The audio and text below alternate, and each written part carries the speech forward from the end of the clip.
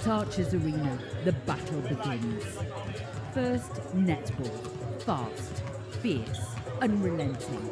Every second counts. Then, women's basketball. Strength, precision, passion. Nothing held back. Finally, men's basketball. Explosive, dominating. Game-changing moments that will leave you breathless. 3 games, 1 day, 1 arena. This is Clash on the Court. Hey, okay, I know I'm here to stay. Counting on my wins, so I can't play it safe. Trying to go against us, get you out the way. Go hard, it's the only way to play. Let me say, I'm a trendsetter. I'm a go-getter.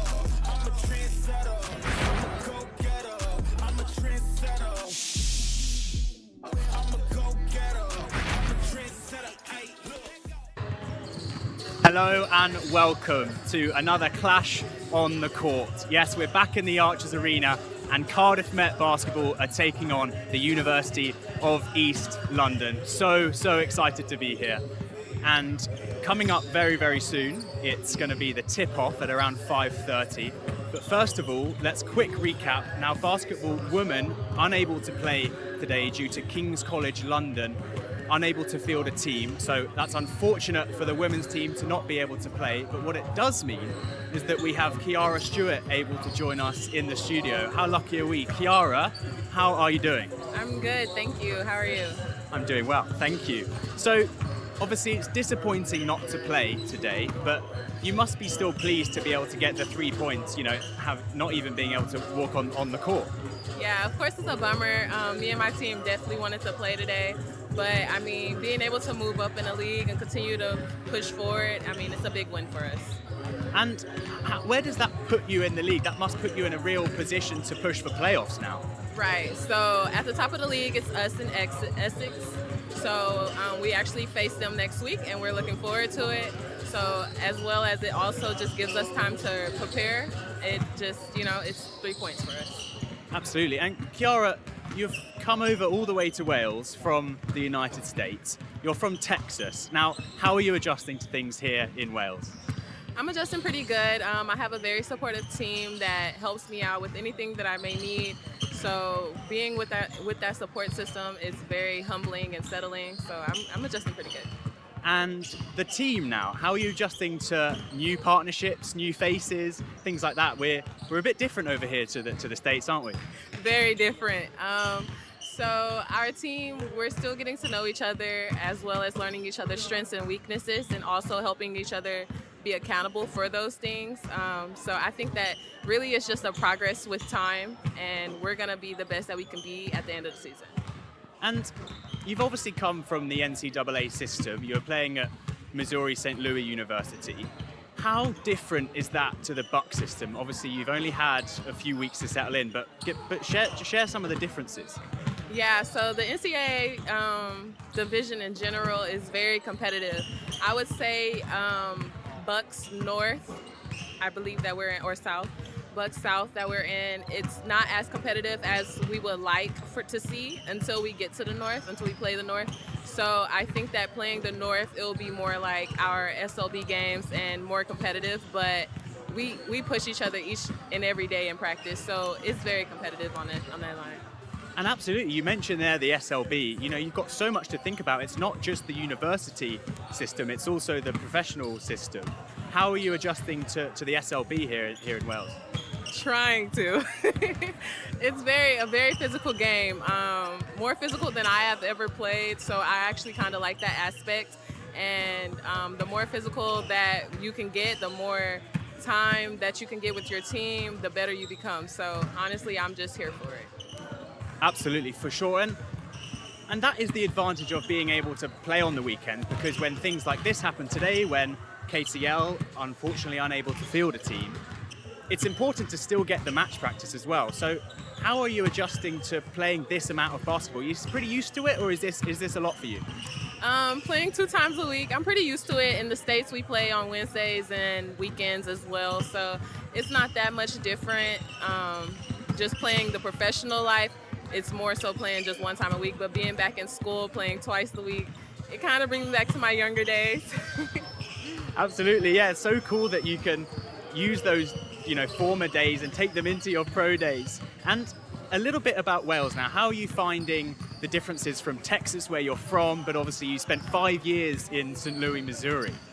Yeah, so I don't like the weather in Wales. Sorry. It's okay. But coming from Houston, where it's very high, I mean, that's the biggest difference for me. I love going to different countries and having new experiences, being able to share those. Just being a different culture and just seeing what other cultures are about is just the main experience of me playing professional overseas basketball. So I think I take that experience in more than anything. And then as far as the difference, it's not that big of a difference. Home is wherever the heart is. So honestly, my heart is playing basketball, so wherever that leads me, I'm here. And just finally, I want to touch on the home advantage. Here at Kincoid campus, the Archers Arena is a big place for us Archers. We may not have played many matches here, but how important will that be today for the men? Yeah, most definitely very important. I know they just lost a game to Essex last week, not a big deficit. So I think that is very in their advantage to have a home court advantage. They practice on these courts. They have the home crowd for them. We're all rooting for them, so hopefully they can pull out the dub today. Absolutely. Well, we are going to take a quick break. As we say, the home advantage is huge, and that was huge a couple of weeks ago when Cardiff Met took the win against Surrey. Let's catch some of those highlights.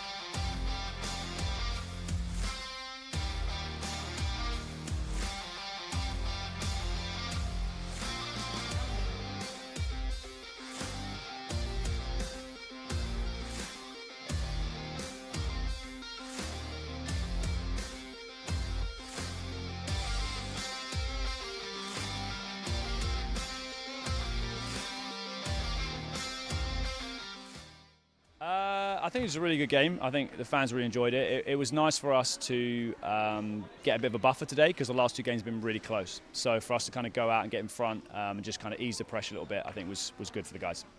I think we did feel we were probably favourites coming into it, but in the Bucks Prem, you can never take anything for granted. So we were expecting tough competition, and obviously Surrey well organised, got a really solid coach. So yeah, it was a tough game. I think we're pretty happy with the result. But yeah, coming into it, I think we knew we could do it if we played well.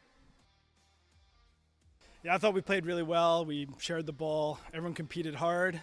Came out a little sluggish, but I think we showed our true colors as the game progressed, and we're happy with the win. Just really, I just pride myself on playing hard defense. I love picking up the best player on the other team, so I just try and control my effort levels, and I know the rest of the team will do the scoring, so just chip away on defense.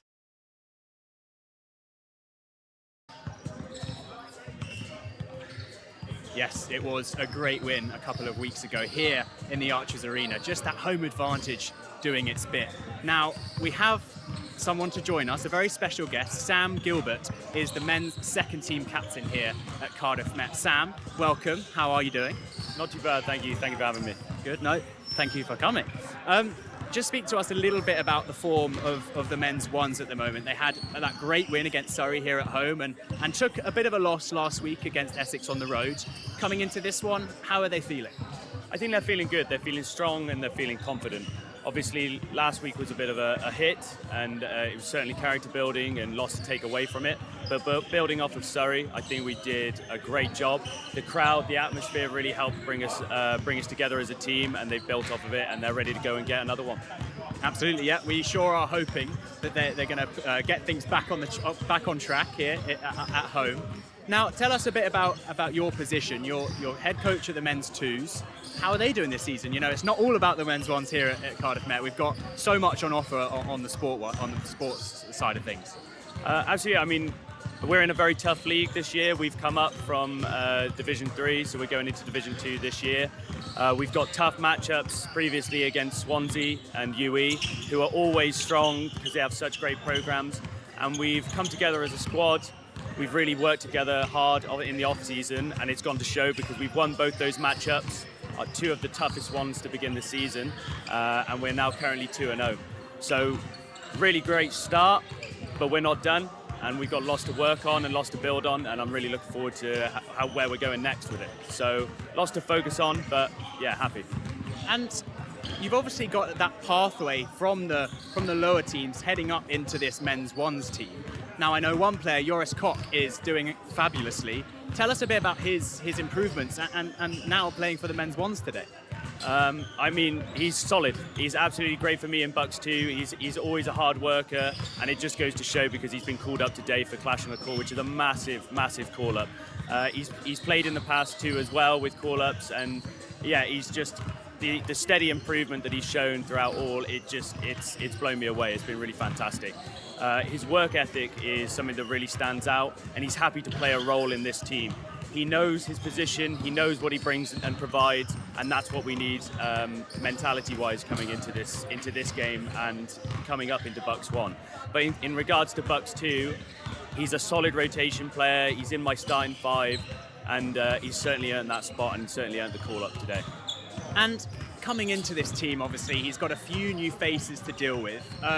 The likes of Dan Flaherty, Scruggs, of course, how could we forget? How will he adapt to playing with these big-time players in the ones? I think their experience coming over from America, Shane coming from Detroit, he's had a lot of experience over there, and he brings it to this team. He's got a lot to bring in terms of leadership, and Joris can actually learn quite a lot from him in that sense.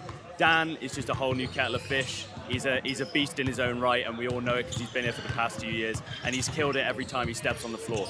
So just the leadership, the ability that they bring on the court, and yeah, I just think that they're solid guys that he can look up to and learn a lot from, and he certainly is showing that.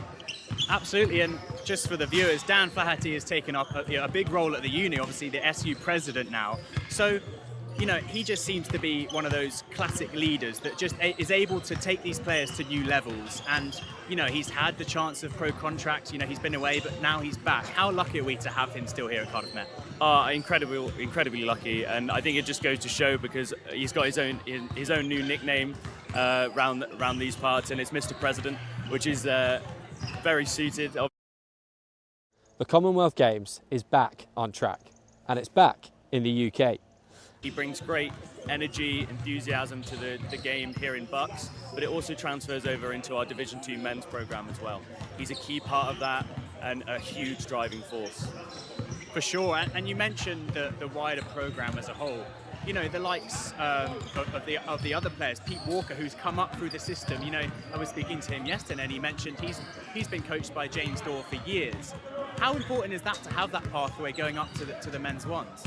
That's amazing. I mean, it just goes to show the academy side of things that we have here at Cardiff Met Archers. He was with us with, I think under 14s, even lower. And another special mention as well to Lucas Davis as well. He's somebody that was playing Bucks 2 last year and got called up into Bucks Prem this year, and that's a huge achievement. And it just goes to show the amount of hard work and ethic that goes into our program here, and it does work and provide a pathway up to Prem level. And he's also playing Division 2 as well this year. So yeah, just fantastic growth from the club, from the bottom all the way to the top. And I can't be prouder of Cardiff Met Archers. And it's not just the head coaches like yourself that play a part in the lower teams and the junior teams. You know, you've got some of the players also coaching the junior teams. Tell us a bit about that and how they manage all of it. It's certainly a lot, and it's definitely basketball all week. But they do a great job of managing it. I think what's fantastic is that we have so many different pathways in order to learn and improve in the game. We have our coaching, we have our connections with the national teams, we have our pathways here into the Prem squad and the Bucks squad here, but we also have refereeing as well. So there's lots of different avenues to learn and grow in the game and provide and give back to the community that we have here in Cardiff and wider Wales as well. So in terms of balancing it, they're all superstars, they do a fantastic job. I will say they definitely focus on their studies, just to put that out there straight away. But yeah, they bring a lot, and balance is something that they certainly Certainly try with. Oh, absolutely. We know just how much of a positive type of team they are. And they come up against a strong University of East London team today. Now, they haven't had the best start of the season, but they're going to be a tough test, and they're going to want to come here and win, aren't they? Absolutely. I think we have to recognise the matchups that UEL have had. They've had two very, very tough games against teams that are always quite strong in Prem. So yes, their record might be 0-2, 0-3, I think. 0-3. 0-3. But they are a strong side, and we definitely can't come in and underestimate them today. And I know that the boys are certainly not doing that. They're treating them with the respect they deserve, and they're focused, locked in, ready to go. I mean, just as you can see behind me, they're all locked in, ready to go, getting game ready, and that's what's important. Yeah, the atmosphere is very much locked in. It's get ready for tip off. There's no time to waste. Cardiff Met sit third in the table. UEL sit fifth. They're still looking for their first win, UEL. What are they going to do to be able to struggle the Cardiff Met team? What have they got on offer? I think they know that they've got the slight advantage in terms of their athleticism. They've got a lot of strong bodies down there, and they're able to play quite tough and quite physically. But I know that our guys are ready for that matchup. They've been putting a lot of work in behind the scenes. So where we may struggle there, we have a lot more to give in terms of our IQ, in terms of our provision on the floor, sharing the ball. We do a great job of that, and getting it to the hot hand. That's the number one thing. I mean, I know we've mentioned Dan, we've mentioned Shane, but there's so many other people out there. There's Pete, there's Ollie, Lucas is a great point guard that can find so many people. We have so much to give, and I'm really excited to give that today. Sam, thanks so much for joining us in the studio here. I think we better get out of the way before they hit us with the basketballs in the warm-up, but it's nearly time for tip-off. Not long to go now. Cardiff Met versus UEL. I'm going to hand you over to Alid Hopkins in the commentary box. Thanks very much, Alex. Good evening, everyone, and welcome to the Archers Arena here at King Coyd. The second of our Clash of the Court series gets underway very shortly. The Cardiff Met Archers chasing their third win of the season against the University of East London, who themselves are chasing their first win. A couple of close games for Cardiff Met at the start of the season, but a disappointing heavy defeat away at Essex last week. They'll be looking for a much improved performance here this evening. For the visitors, 3 close losses so far, but they'll be targeting this game to turn their fortunes around. I'm delighted to be joined in the box by the Cardiff Met women's latest recruit, Kiara Stewart. Later we'll hear from Jay Martinez. Kiara, the music's blaring. I mean, I can hear the noises off the court. The atmosphere is building. How much are you looking forward to this tonight? I'm looking forward to this game very much. Alid, thank you. Brilliant. And you've recently arrived here in Wales with the women's team. I know you've mentioned it with Alex earlier, but you mentioned about the weather. How's the weather been treating you? It's getting colder now, isn't it? It's getting very cold compared to where I'm from, which is Houston, Texas. But honestly, I'm adjusting pretty well, so I can't complain. Brilliant. And a mixed result so far for the Cardiff Met men's team, and they're expecting a tough game tonight against this big UEL side. I mean, we're looking at the players out here. A lot of tall guys on the team. How does a shorter team find ways to win against a bigger team? Yeah, so it's going to come down to the fundamentals. They're going to have to push the pace, want to go in against bigger players. Bigger players want to play up top, so they got to play low, stay low, keep with the fundamentals, and work as a team, and they'll be good.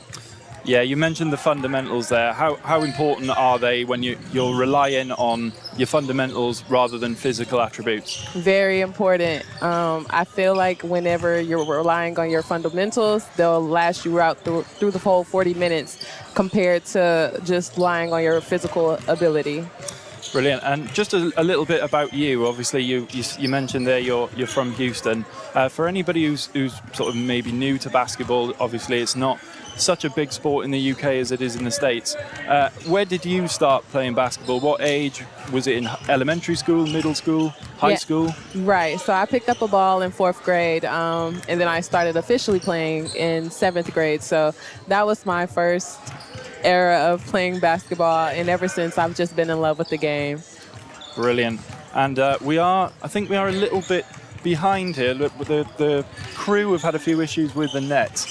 So we should be getting underway very shortly. And Kiara, looking out at these archers, we've got Shane Scruggs in the foreground here. He's come over from the US. He's a Lansing, Michigan native, so a fellow American. Do you know much about him? Have you been told much about him? I know you've only been over here a couple of weeks. I haven't, but I did see him play one of the first games that I just did come from when I was here the first week. Very strong player, strong on the inside, big frame. So honestly, I want to look to see him get going early here and putting pressure on the UEL team. Yeah, and we're just watching shooting practice here. It's going pretty well. How important is getting shots in the warm-up? Is it a little bit of get them out early and miss them early and hopefully go into the game, or is it important to get into the rhythm in the warm-up? Honestly, getting into your rhythm early will help you a long way, but also just being confident within your shot. As the coach has said, they put a lot of time in behind the scenes, and that's going to show up today, I believe. And one of the main men for the Archers is Dan Flaherty, number 13 here. He's the captain of this team. He was the Basketball Wales national MVP last season, and he was in the Team of the Year in the NBL D2 last season as well. So a really, really strong year for him. How important is it to have these kind of leaders, especially in a sport where there's only 5 players on the court at one time? You know, it's not like football or our soccer where there's 11 and voices can get lost in around the field. There's only 5 of you on the court. How important is it to have leaders like him communicating all over the court? Right. Having a strong leader is the best thing that you can have on the court, especially with 5 players that may not have been playing together for a while. So having a leader that's been in the game for a while, has so many accomplishments, just to settle them in, of course, against a bigger team, UEL, they're going to need him to be the heart of the team today. Brilliant. And let's take you through how these teams will line up. So starting with the home team, Cardiff Met, Casey Smith starts at the point guard. Flaherty, as we mentioned, he leads the Archers in scoring this season. He will pair the wing with Peter Walker, who is another leader on this team, a Cardiff local who has come through the Met Academy. He will be organising this team. We've mentioned him, former NCAA US import Shane Scruggs. He looks to impose his 6'7" frame on this game. He's at power forward. Rhys Cornelius, a former Welsh junior, starts at the 5. And Welsh international Ollie Wright will look to provide a spark off the bench. He's been impressive so far this season. Look for him to make an impact all over the floor tonight. And for the visitors, Travis Edwards starts at point guard. Sable Cooper is in at shooting guard. Joseph Richards is the small forward. Breon Jackson is in at the 4. And Giovanni Fraser is the man in the middle. And as we kind of wait for tip-off here, is it these kind of delays, are they annoying for you when you're playing? You just want to kind of get going? I mean, I personally play American football myself. I absolutely hate the warm-up. I just want to get the game going. Is it the same for you? Yeah, personally, I'd rather get the game going, but at the same time, I'd rather have all the delays at the beginning than during the game. So. Yeah, exactly. Still taking shooting practice here. A couple of nice dunks by Flaherty there. He'll look to do that tonight. I'd love to see a couple of dunks tonight, Kiara. I don't know about you. Just waiting for the indication here of when we're going to get underway. Yeah, as mentioned, this has got to be frustrating for the players at the moment, but they're just getting their sweat in already, just a little earlier. Yeah, I think all my energy would be gone. This is a pretty intense warm-up so far, but this is pretty fun, right? They're just taking shots. This is like playing in the street. Yeah. You know, a lot of these guys would have just, there's the hooter. I think hopefully we're going to get underway soon. But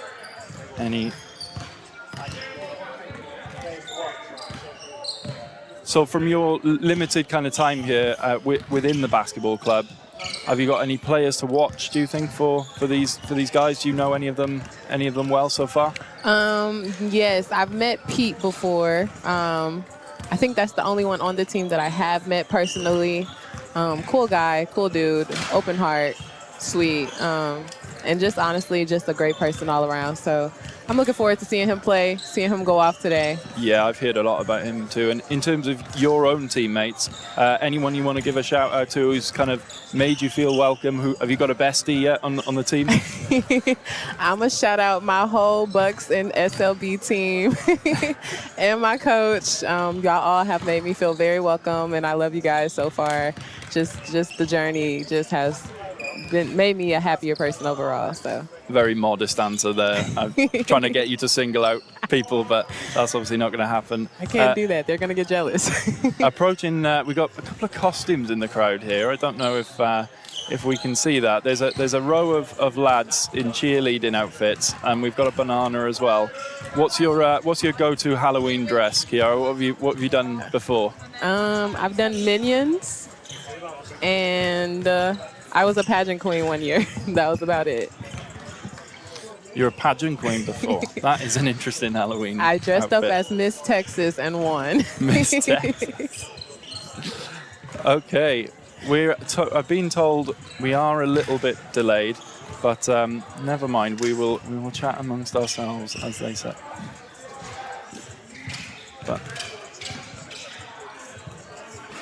yeah, I think the guy in the banana outfit there he's standing out, isn't he? He's obviously not got the memo amongst his mates. They've all come as cheerleaders, and I think that's a case of somebody who's not got the memo and just put on whatever he owns. But we're going to bring in quickly while we're waiting. Kiara's just going to take a short break, and we're going to bring in Georgie Haynes, who's got some updates on the rest of the fixtures that's going on in Bucks today.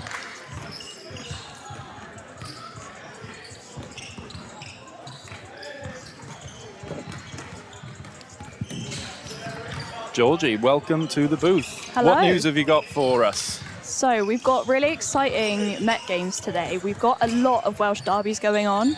So earlier today we had a lot of Cardiff Uni rivalries. Yep. Cardiff Met, Cardiff Uni, big rivalries. So we've had the women's tennis first, who won against Cardiff University. We've also had the rugby sevens team playing away to Cardiff Uni, also the netball sixes and the netball thirds, which is coming at 6 tonight. So really exciting. Brilliant. And do we have any results so far on what's going on? No, I don't think we do quite yet. Unfortunately, not yet. A lot of the games were kicking off later than what we're on, aren't we? So we're waiting for. We will keep you updated though, and hopefully we can get some results as soon as possible. We'll come back to you throughout the evening anyway. I know that the women's rugby team are away playing at Kingsholm today at Gloucester. They're playing Hartpury at the moment, and that's a really nice one for the women, isn't it? I mean, home of Gloucester Rugby, Kingsholm. That's a pretty iconic stadium in English rugby. So we'll stick with you there, Georgie. Apologies for this delay. It's pretty unprecedented, and we're still waiting for the staff here to sort out what's going on. I think we're going to try and find out what's going on. Yeah, it'll be a great atmosphere down here, so definitely stay with us. I think everyone's... They kind of, the crowd are expecting some action now, aren't they? And, yes, exactly. I think everyone's a little bit ready for the action to start, and this delay doesn't really help anyone at the moment. No, and we want to keep the atmosphere going. So I am going to give you a quick score update from the women's rugby. Perfect. It is currently 31-19 to Hartpury. Oh, okay. Unfortunately, but all of us archers here are going to be sending our support over to where they are and cheering them on. Yeah, I mean, Hartpury University, we saw them in the netball just now, didn't we? They're a very, very good sports uni. They are. And yeah, it's a tough game away to them, yes, but 100%. the girls are very, very. I mean, I spoke to Lisa Newton, the head coach, a couple of weeks ago, and she's really optimistic about the season. So the men are away. Where are the men today? They're also in Hartpury. They're in Hartpury as well. Double header tonight. So that will be kicking off at 6:30, and head over to the Bucks Super Rugby YouTube channel to watch that live. Yeah, brilliant. Thank you very much, Georgie. We will check in with you later. We are going to show you now a little piece about the Commonwealth Games. There's recently a bit of controversy with it, really, being announced in Glasgow, and Will Shepherd's got a little video to tell you all about it. The Commonwealth Games is back on track, and it's back in the UK. After the Australian state of Victoria pulled out, it looked like the Games might be cooked. But Glasgow has stepped up to save the day and will host the Games in the summer of 2026, just 12 years after they last held them. Good news? Well, not for everyone. While the Olympics grew once again this summer, the next Commonwealth Games will be smaller than Birmingham 2022. Much smaller. Just 10 sports have been chosen, and 21 months before the starting pistol even fires, there are already winners and losers. At Glasgow 2026, there'll be no badminton or squash, no table tennis or rugby sevens, no triathlon, and no hockey. Naturally, there's an air of disappointment around the sport, not just around the players, but also everyone else who works in and around hockey. Games officials are saying the scaled down, streamlined event is based on facilities, infrastructure, sustainability and cost. But there will be swimming and para-swimming, track and para-track cycling, 3-on-3 basketball and wheelchair basketball. And, as always, athletics and para-athletics will take centre stage. Not being able to take part will be soul destroying for some. Also, it might impact their funding, short term, long term. So I mean, everything we can do maybe for the next games in 2030 to get those sports back, because it's Commonwealth Games family. One sport relieved to make the cut is netball, meaning young Welsh players like Georgia Hellerman, currently playing for Wales under-21s, can still dream about being a Commonwealth athlete. Yeah, I'm very pleased that it's going to be in the 2026 Commonwealth Games. I think it's a great opportunity for young girls like myself to be able to look forward to something in the future and to keep pushing on. And yeah, I think it'll be an exciting opportunity for us younger girls. The Commonwealth Games has been given a lifeline by Glasgow. However, the 2030 event, a centenary celebration of the Games, is now under even more intense scrutiny. No one knows where it will be or even what sports will be part of it.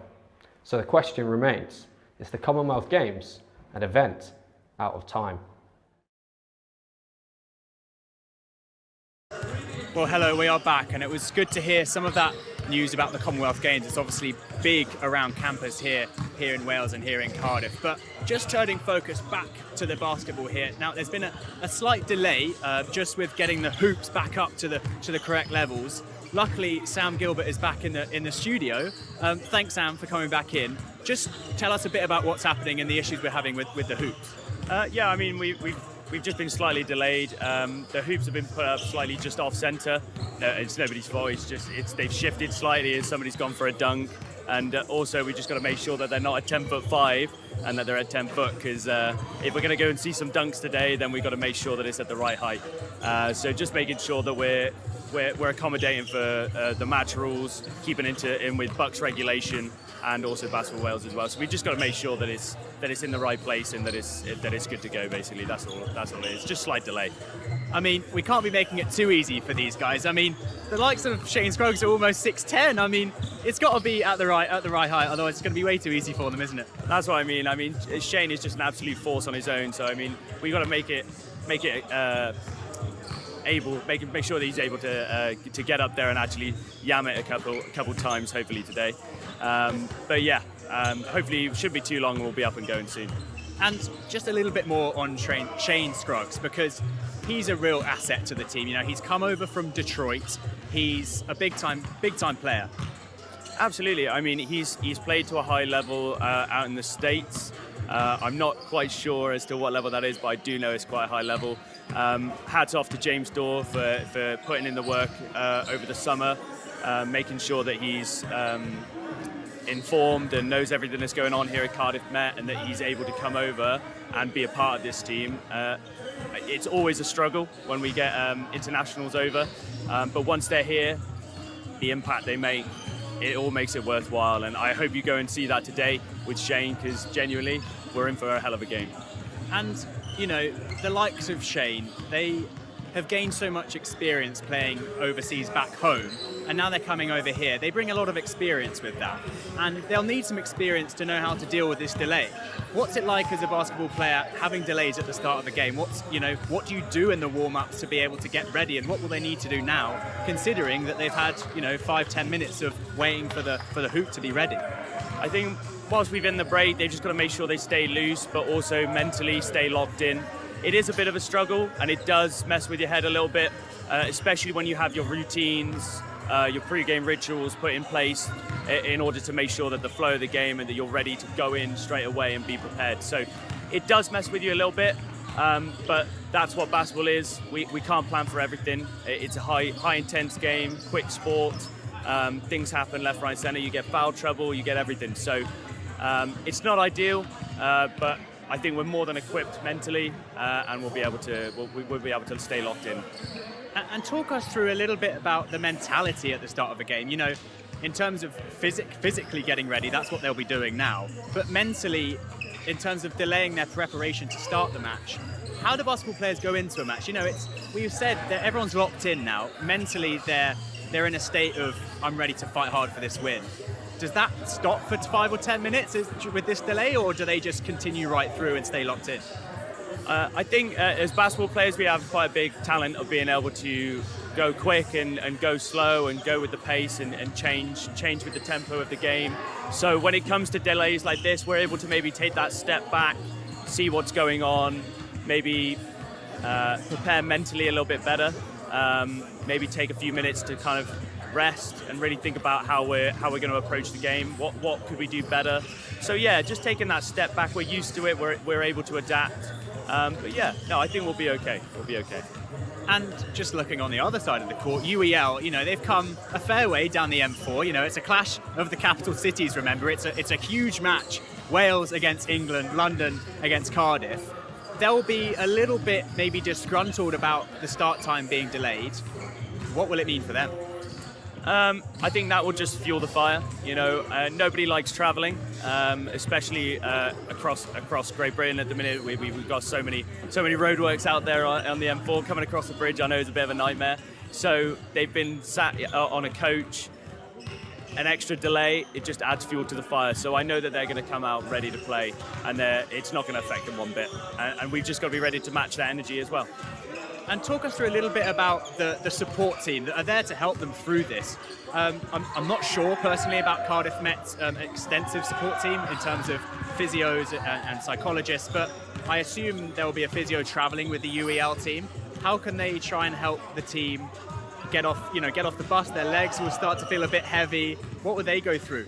I know that they go through it. They have a really good S&C program, so they will have been doing a lot of preventative measures anyway. Making sure that things like ACLs, things stay intact, and we also do our best here to accommodate that as well. So they have a really good setup in terms of support. They have physio. These are the sort of things that could be going on the sidelines now. Quickly going over, retaping if they've got any problems with their ankles or maybe fingers or something like that. So yeah, things happen. I think both sides are well equipped, but at the end of the day, it's just one more distraction that we don't need to get involved in. The task at the end of the day is to stay locked in and get ready for the game. And whenever it gets kick-started off, both teams will be ready. Absolutely. Right. Sam, Gilbert, thank you once again. I believe we are lucky to have Shane Scruggs coming to join us, so we'll let you go, enjoy the match, and maybe speak to you later. But for those of you watching at home, we're very lucky to have Shane Scruggs come and join me in the studio in just a moment. Shane is a freshman here from Detroit. He's a real player to watch in this match, and luckily Shane is here. Shane, good to meet you. Alex? Nice to meet you. Pleasure to meet you. How you doing? How you feeling ahead of this one? I'm pretty good. Got stretched out, warmed up with the guys. We got some shots up. I'm feeling pretty good tonight. Good lad. And how are you finding things here in Wales? It's a bit of a change from the States. Yeah, it's a bit of a change, but I'm liking it so far. My teammates and everybody's got me acclimated with the area. Good. And we were speaking with Kiara Stewart a little bit earlier in the women's team. She's obviously done something similar to you and come over from the States. Have you had time to chat with her about how you're both getting on here in Cardiff? Not too much. We got a super busy schedule, like 2 games a week. Staying in like the weight room, gym, class. So I'm a little busy, but Like I'll probably get around, talk to her, get to know the women's team and stuff. I'm just kind of getting acclimated right now. Good on you. Yeah, it's busy here, right? Yeah, for sure. Studies, fitness, basketball. How are you balancing everything? I'm just taking it one day at a time, going slow, just staying consistent with everything, with work and workouts at school. Good, and comparing that to over back home, NCAA's, there's still a lot going on there. How does it compare? Is it fairly similar in terms of the work-life basketball balance, or tell us a bit about that?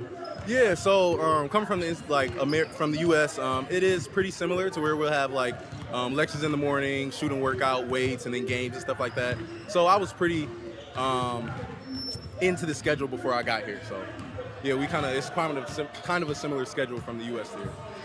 You are coping well, but one thing I do want to ask you a bit about. You've got a heck of a following on Instagram. Nearly 80k followers. How do you do it? Just give me some tips. Most of them is from getting buckets, like I'm trying to do tonight, trying to get some buckets so I can get some more followers, hopefully. Quickly, put in your handle in there. At Tuhane, the number 2, Hayne. Go ahead, give me a follow. I'm gonna be posting Arches highlights. Get on it quickly, guys. So what is the secret? What does that sort of support your basketball? Is there a lot of basketball content on there, or is it more lifestyle? I would say it's more basketball because I'm an athlete right now.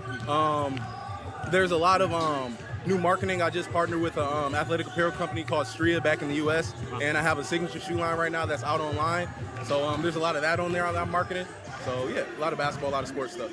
That's amazing. How have you developed into that? With all the marketing, have you been taught that, or is that just something intuitive to you? I don't know. Like my dad's a businessman. My major is strategic marketing. So I'm like, I might as well get the ball rolling a little bit early, try to get on something. Good on you. Yeah, it's seriously impressive. And just before you head back, just tell us a little bit how you're feeling with the delay and things like that happen at these matches. You never know what's going to happen. Oh yeah, 100%. I've warmed up pretty good. My teammates warmed up pretty good. I'm praying for the best. I think we'll go out and perform. The delay has been a little bit annoying, but we'll adjust. Good on you. Well, Shane, best of luck. Thank you. We'll be watching out for you. See you soon. Have a good one. And now, hopefully, be getting ready for tip-off. Now, they've had some time to get ready. They've had some time to shoot some hoops at the correct height. And I'm now ready to hand you back to Aled Hopkins and Kiara Stewart in the commentary box. Thanks very much, Alex. Kiara, that interview, we're lucky enough. Well, you say lucky. We wouldn't have got it without this delay, but lucky enough to get Shane there. He's got his own shoe brand, apparently. Are you getting your own shoe brand recently? Is that something that's on the horizon? I actually should take some tips. But honestly, no, that's very cool. Definitely coming from the States and marketing yourself within everything that you're doing with basketball. I need to take some tips on that. I might have to interview him myself. Yeah, well, he mentioned he's going to reach out to you soon anyway, so maybe you two could link up for an Archer's shoe brand deal soon. But let's just run you through some of the results from the previous games in the Bucks so far. So Cardiff Met are 2-2. As we mentioned, a tough loss to Essex away last week, 110-65. The week before, a win against Surrey, 109-80. Week before that was the UWE Jets, I believe, 76-75. So a really, really close one there. And another close one where they fell at the last second, at the buzzer, to Hertfordshire, 99-98. Kiara, those two games there, 1 point in it, one going the way of the Archers, one going against. What's the kind of... How does it feel to win those kind of games and to lose those kind of games? Right. To win those kind of games shows you that you can persist, that you can persevere through them, and that you're fighting to the last minute. To lose those kind of games, you have to sometimes take it with a grain of salt and just be like, you know what, we worked our behinds off and we're going to come back, and the next time we do it, we're going to do it better. So those type of games are tough losses because it hits where the heart is, but at the same time, you learn a lot from them. And have you ever personally hit buzzer beaters? How many buzzer beaters have you got in your time? I don't know how many. Oh, too many to mention. I've hit a few, though. I hit a few. Lovely. And let's go to the UEL, who are 0-3 actually, and a little bit of a surprise there. But all of their games have been close. They've only played 3, obviously. A loss to UWE, 71-84. A loss to top of the table Essex, 79-77, and a loss against Hertfordshire as well, 85-73. So these teams have kind of played the same teams almost. Obviously, UEL haven't played Surrey yet, but the other 3, they've all played each other and they've had mixed results. This division is looking pretty wide open, isn't it? And this game tonight between these two, I think could be really close. I think so too. I think that the scores from the other games doesn't really matter when it comes to tonight, because as well as they have been close games, it just matters about today. So as long as they come out and they play hard, I feel like they'll get the best result that they want. Brilliant. And it looks like we are finally ready to get underway soon. I'm told not quite yet. The refs are just checking over everything at the moment. So let's just take you through some of the stats for the Cardiff Met Archers so far. We mentioned them earlier. Dan Flaherty, 73 points. He's averaging 24 points a game in the Bucks competition. I mean, how good is that kind of consistent production? I mean, 24 points a game at this kind of standard, it's nothing to be sniffed at, right? That is a bucket getter. He is going to go get a bucket whenever you need it. So I am looking forward to watching him tonight. And we talked about Scruggs, but the one that stands out for me, Kiara, is Ollie Wright, 76 points off the bench as well, averaging 19 points. I mean, how important is it to have your bench players come off and make that kind of an impact? Right. When you have a rotation and you're going with it and you have people that can come off the bench and give you a spark, that always means something to the momentum of the game. When you have that momentum and just keep pushing and other players can come in and contribute, you love that because it's a whole team effort. So I'm looking forward to it. Brilliant. And we look like we're finally about to get some basketball. Hopefully, yeah, the ref has got the ball in the centre, the 2 Scruggs, and the UEL Joseph Richards is in the middle. And here we go. Here's the tip-off. And Scruggs has gone early on the tip-off. He's ready. He's ready. And UEL have won the tip-off. They will take the first possession. They will bring it forward. Here is Travis Edwards bringing it forward for UEL. Looks to set up. Flaherty communicating. Sets it down. Edwards going straight to the roof. And a missed offensive rebound. He's in traffic. He'll draw the foul. Not quite. What happened there, Kiara? It looks like the Archers are playing a kind of a zone, trying to keep them from getting points in the paint. So that was a good first possession on their behalf. And here we go with the Archers' first possession of the game. Scruggs back to the middle to Flaherty. He's crowded out, gets it back to Scruggs. And a good interception there as UEL will hit on the break. Pulls up. And a good offensive rebound. It'll fall out to UEL. Top of the key. In space. And they look again. There's that paint. And he goes up. And that's the first point of the game. So UEL take the lead. That is Giovanni Fraser with the first point of the game. And here come the Archers again. Walker brings it up. Looking for a pass. Here's Scruggs. Flaherty. 3-point shot goes up and it's good. First 3 of the game and the Archers take the 3-2 lead. How big is that, Kiara? First 3 of the game nailed. Very big, very big. See, all that warming up did something. Yeah, that was Casey Smith with his first 3. Fraser goes up with a shot. It's a bit of an air ball. The Archers will take the rebound. And Walker will bring it up. Feed him. Flaherty. Tight defense from UEL. Here's Smith. Walker off the rim. And UEL will grab the rebound. Will bring it up with Joseph Richards. Fraser looking for an in. Turn. And he will get the foul. He'll head to the line for the first 2-3 free throws of the game. What was that foul?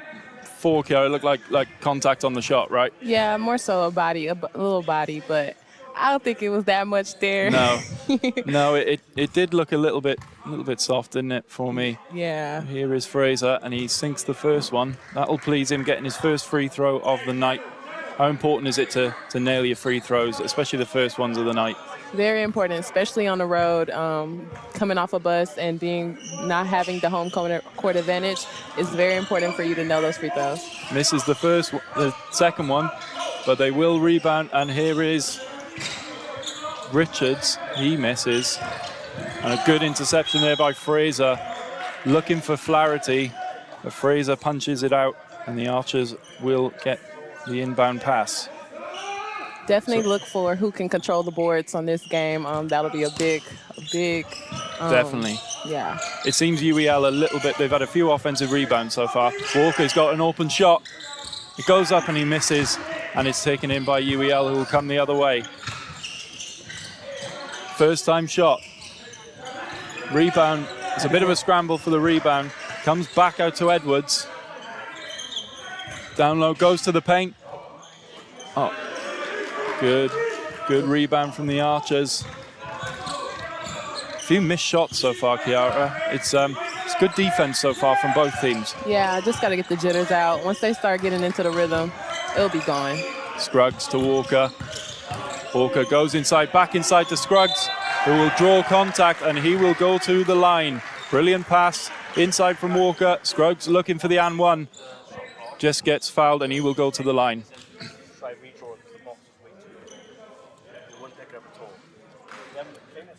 So score tied here, and a first free throw for the Archers. Scruggs stayed on the floor a little bit then. I don't know whether it was... He's just making sure his shoe was tight. Yeah, his sneaker deal right there. Yeah. He's looking after them. What can Scruggs do here from the line? First shot. And it's nothing but net. Perfect.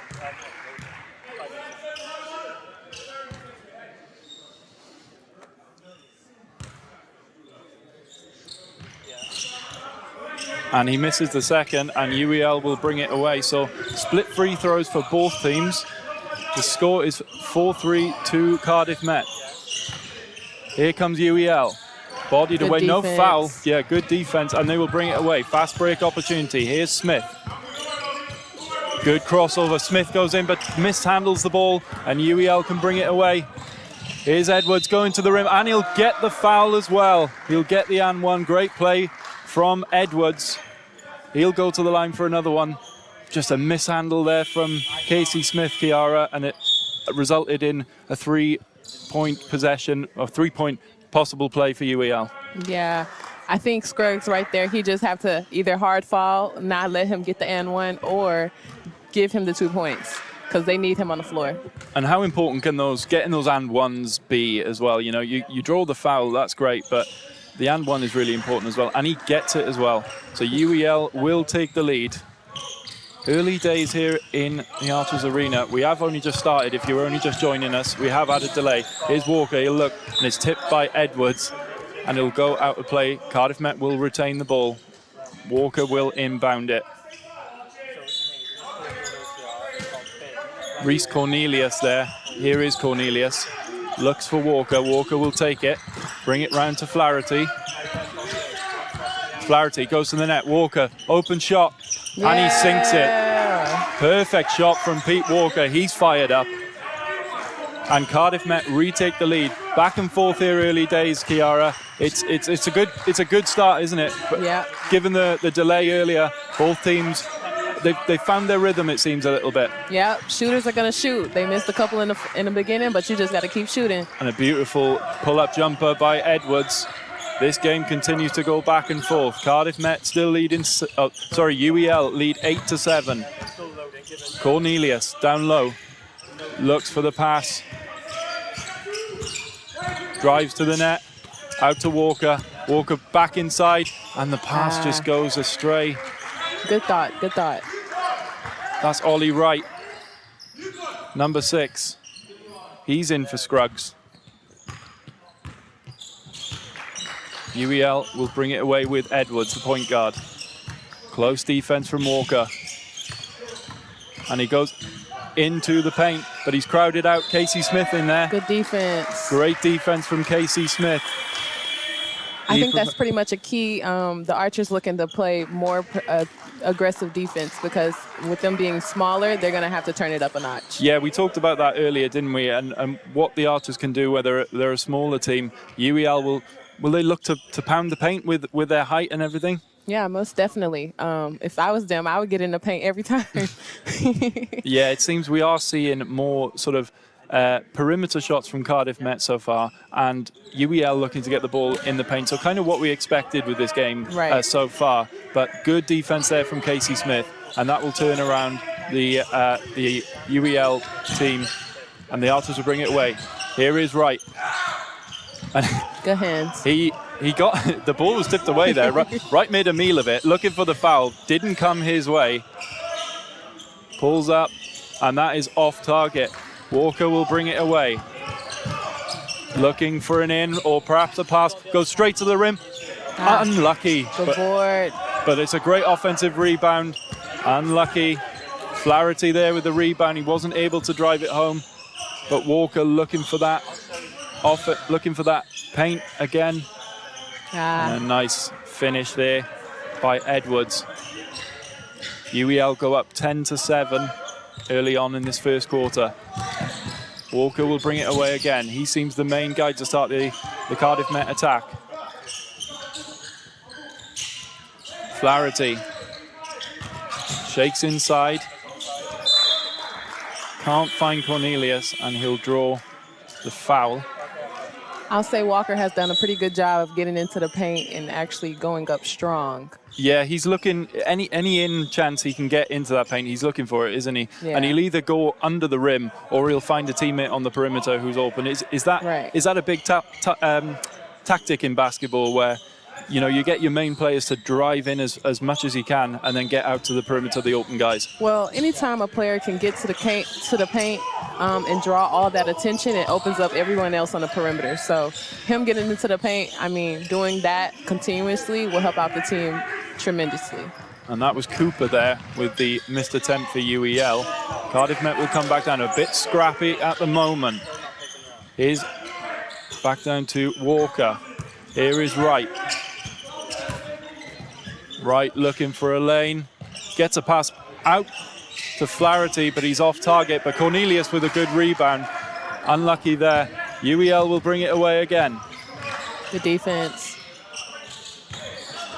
Good hands, good hands. It's a little bit scrappy here at the moment with the hands, isn't it? But is that just good defense or is that a bad handling as well? Yeah, off bat, it was good defense, closing out to the baseline, not letting the player get to the basket. So they're playing tremendous team defense right now. Walker sets it up for Mark Yorath. He's off target. Two missed shots at the moment. Great defensive play from Dragusha there, the number 9 for UEL. And it's out to Dragusha, who takes a 3. He's off target, and Flaherty will bring away the rebound. Slow the pace down here, Cardiff Met. Yeah, right now you're seeing how much UEL's size is affecting the Archers. And here is Wright, a free lane to the basket, but it's really good defense from Cooper, and he will bring it away. That looked like an in there, Kiara, but Cooper was there to deny. Yeah. Dragusha back down. Here's Carvalho. Good finish from Carvalho. And Cardiff Met bring it away again. Can they get something started? A few missed shots from Cardiff Met in the last couple of possessions. Here's Wright. Screen. Nice screen from Cornelius. And Wright pulls up and gets the 3. Brilliant screen from Cornelius. Gave him a little bit of room to drain that shot. Yeah, the outside shot is definitely working for the Archers right now. UEL up by 2. Here's Dragusha. Gotta look to help on that. Good defense. Really good defense from Cardiff Met. Really good. Is that Walker again? He's rallying the troops out there, isn't he? He's really leading from the front here, Walker. He's been impressive in this first quarter. Good defense by Ollie Wright. Ollie Wright, yeah. We mentioned him with his scoring prowess, but his I don't have the stats to hand, but I know he's got a lot of steals and a lot of rebounds as well, so he can contribute all over the floor. How important are those kind of players for the team? very important. Those players that does the little things that not everyone sees, that helps the team out tremendously in the greatest wins that can be possible.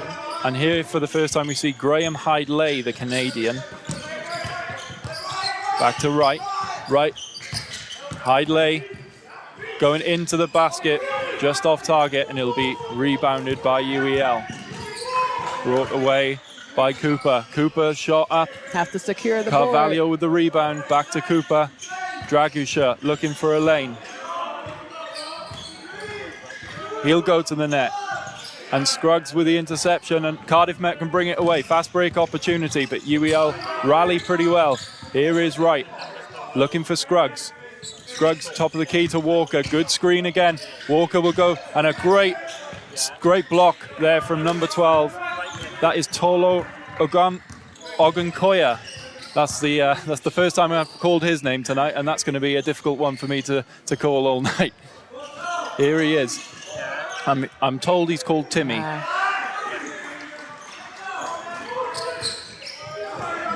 Bucket there for UEL. Here is Hyde-Lay for Wright. Wright switches it out. Walker, top of the key. Looking inside. Lovely pass to Scruggs. Can he finish? Not quite. Can't quite rally the rebound. Lovely move there from Cardiff Met. Just didn't quite fall, Kiara. Good ball movement.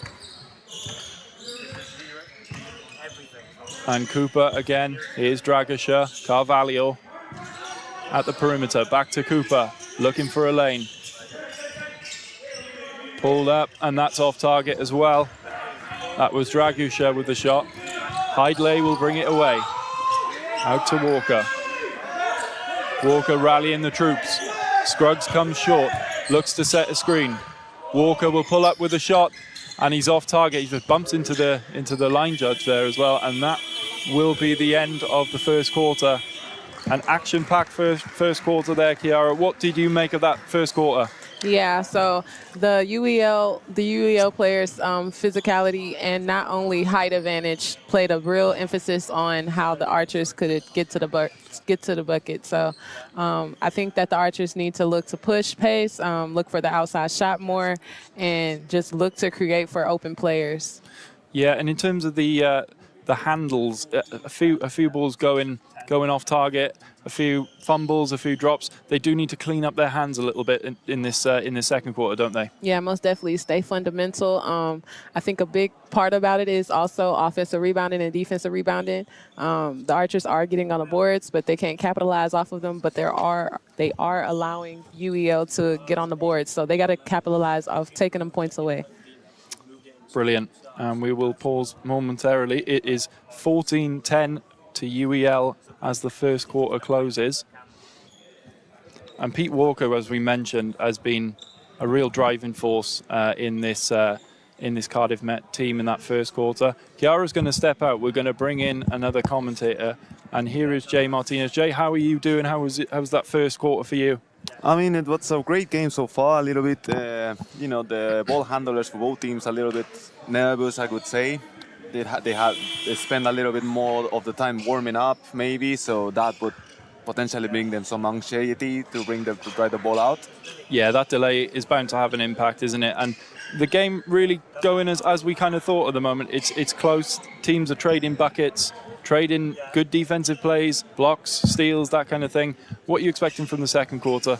I'm expecting to watch a lot more from Flaherty from the Archers. He hasn't been on the game on the first quarter, but he's definitely one of the guys to watch. Yeah, definitely. I think Cardiff Met will want to get him a little bit more involved in the game as well. Scruggs as well, who we mentioned at the top of the show. But here we go, second quarter with UEL starting. Down low to Carvalho.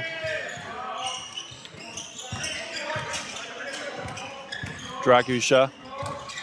Beautiful spin move. A brilliant offensive rebound. He hits the floor. And the UEL coach on the sideline not happy with that call. The call goes the way of the Archers. Good defense in the end. But it was a very aggressive rebound there from UEL. UEL is going aggressive to the rebounds. They're getting the job done under the basket, and they're getting a lot of offensive rebounds out of it. Yeah, the UEL coach there arguing with the ref. He's not happy with that call. He's pleading his case, but it's not going to change the ref's mind, is it? I don't think it was a foul personally, but the refs got the last call in the end. Exactly. So Cardiff Met will look to bring it away. Wright inbounds the ball. Hidley. Back to Wright. Flaherty. Good spin move.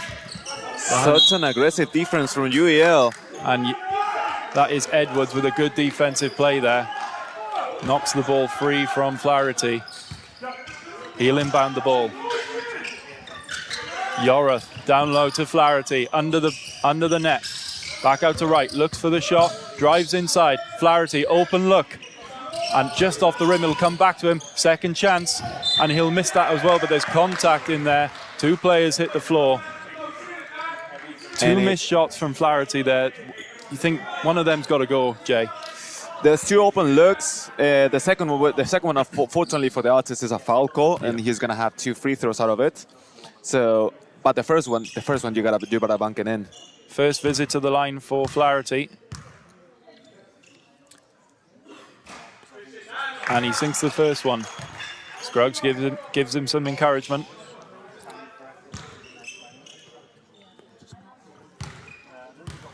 Let's see the second one for Flaherty. And he sinks that as well. Really important 2 free throws. That will help him to get some momentum going. Important player for the Otters. Edwards will bring it away for UEL. Out to Richards. Carvalho drives to the net. Good finish in traffic from Carvalho. He's been impressive since he's come on. Such a powerful center from UEL, Carvalho. Not afraid of the contract. He drives in the ball to the paint. Yeah, and we mentioned UEL looking to impose their physical presence tonight, and as Wright goes inside, just off target there, Dragisher brings it away for UEL, looking for a pass. Difficult to get a layup on such a crowded zone. Tolu out to Dragisher. Back to Edwards. Carvalho sets a screen, Edwards to the rim, and that is a good finish. Good screen again from Carvalho. Hidley, open look for Scruggs, under the net. And he finishes well off the backboard. That's an important 2 for Cardiff Met. Nice job down the basket for Scruggs. Edwards, drive in, jump shot, that's good as well. Great jump shot from Edwards, quick points for UEL. They're looking to get the shot off quickly, aren't they, Jay? Yeah, they are. They are kind of like running that 7-second rule to shot out of 7 seconds. Right with the shot, off target. Carvalho will take in the rebound. Edwards will bring it up again.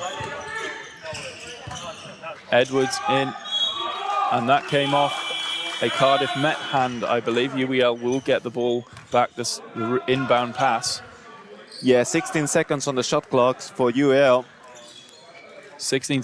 They probably won't need that, Jay, at the moment. The way they're going, they want to get the shots off early.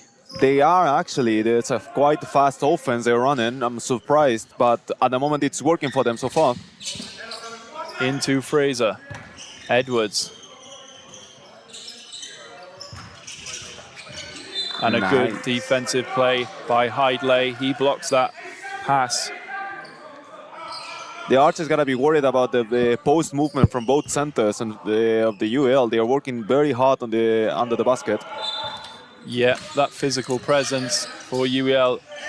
Maybe Cardiff Met just need to tighten up their paint defense as it comes out, and that is off target from Fraser. It will be brought up by Davis. Hidley down to Flaherty. Some of the bench on now for both teams. Here's Scruggs, goes to the rim, and it's up and it's good. Really nice play by Scruggs. Finesse finger roll from Scruggs. Nice hook on the end. He created that separation, didn't he, Jay, with that arm, and finishes nicely. That's what you need the hook shots for, to create a space fast between break. You.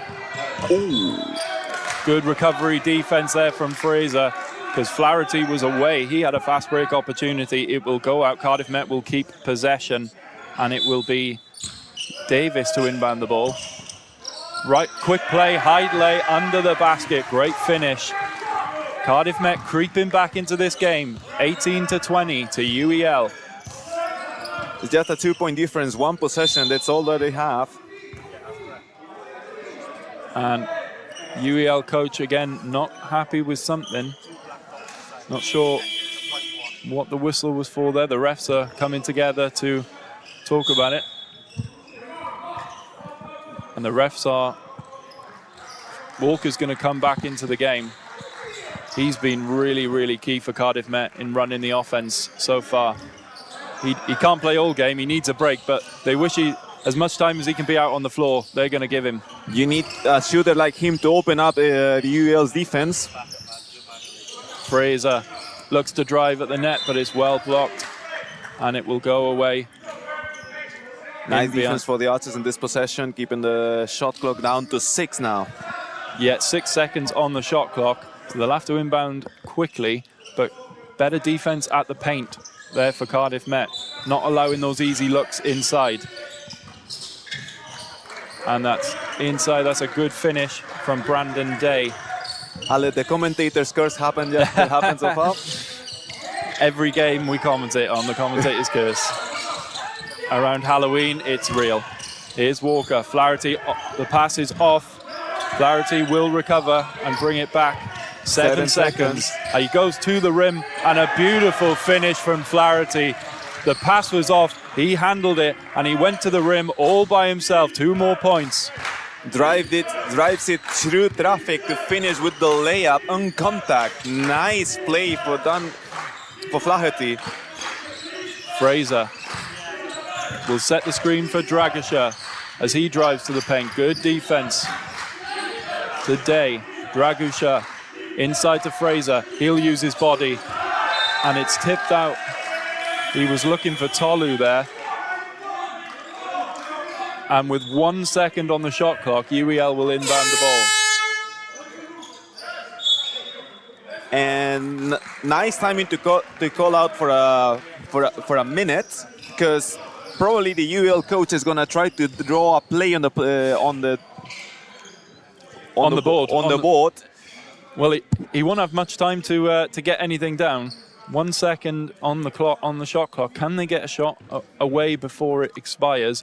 But what will James Dorr in the Cardiff Met huddle there be saying to his team, do you think, Jay?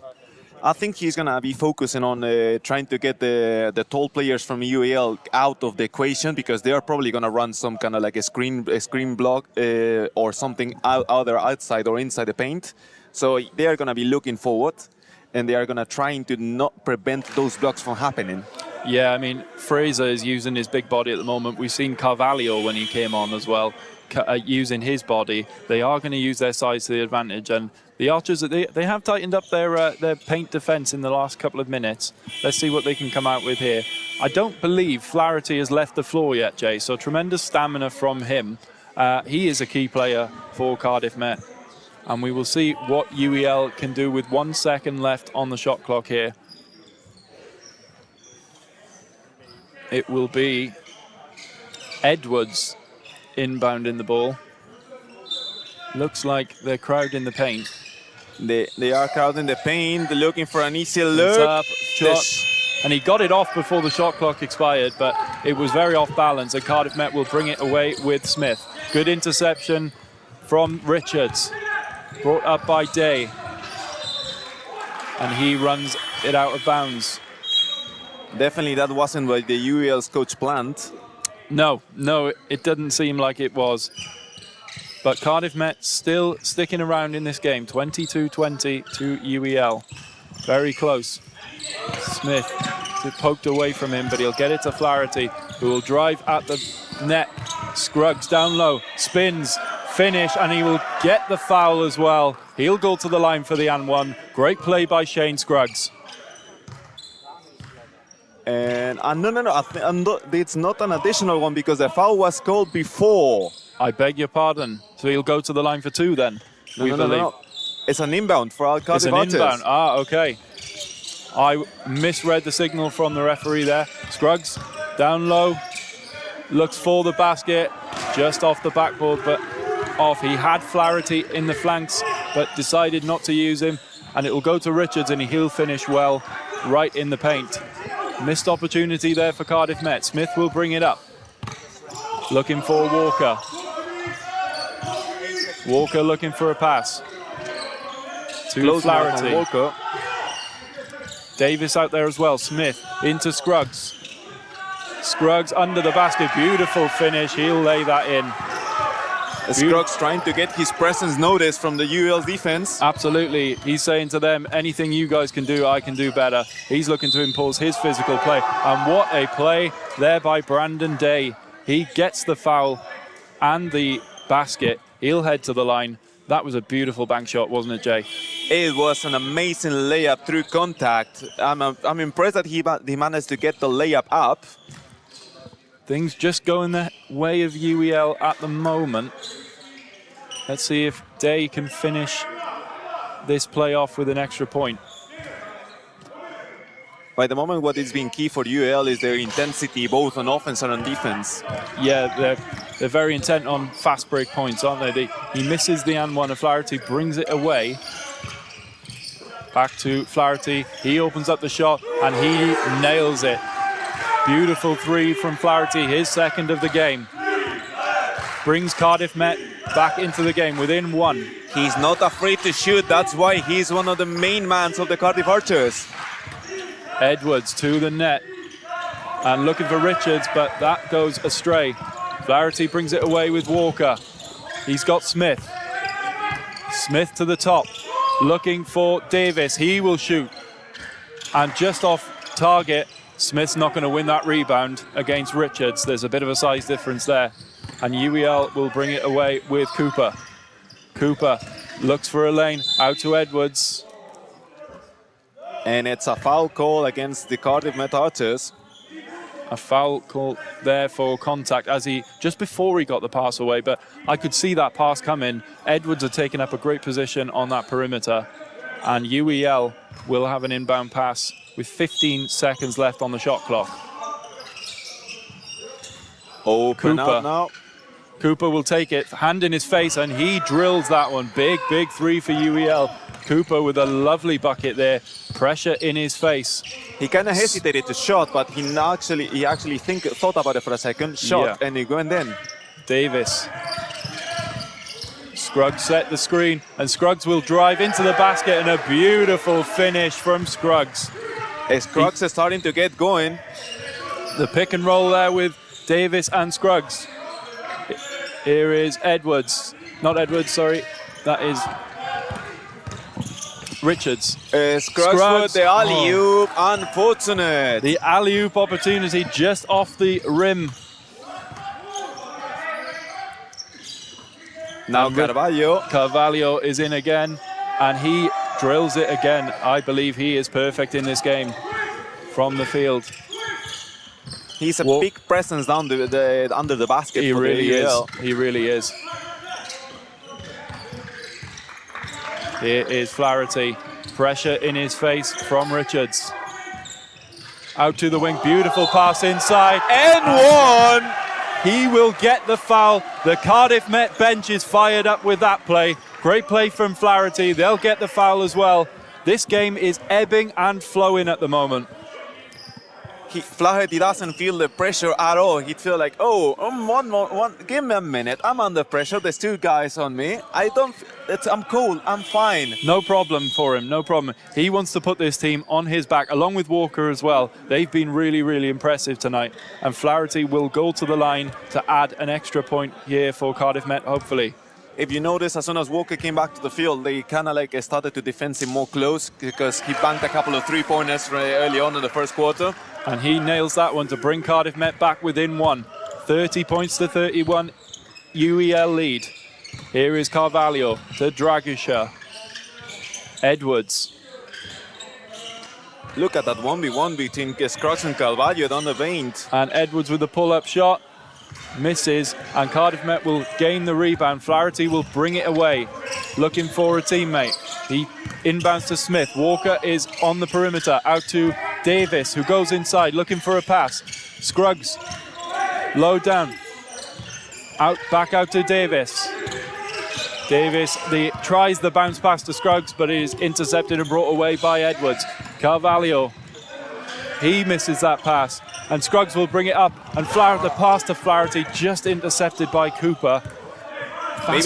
Maybe they need to settle down a little bit. Too many fast breaks at the moment. Yeah, you could see why he wanted that, and now Walker is calling for a bit of calm, as you said there, Jay. UEL coach again not happy with that decision. It's gone the way of Cardiff Met.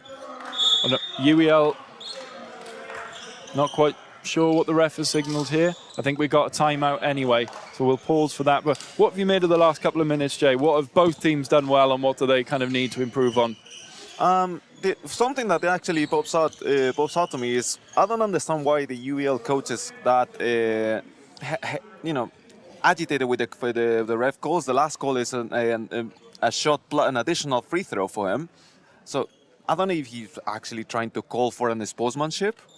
Yeah, possibly. I mean, in the heat of the moment, we all get emotional, don't we? And we can sometimes see with our biased eyes. But anyway, Cardiff Met a better period there. They're still within touching distance here. It's a 3-point lead for UEL, but a couple of mistakes again. But Flaherty taking the game on his back again, as we mentioned. He's been really impressive, and Walker organising this team as well.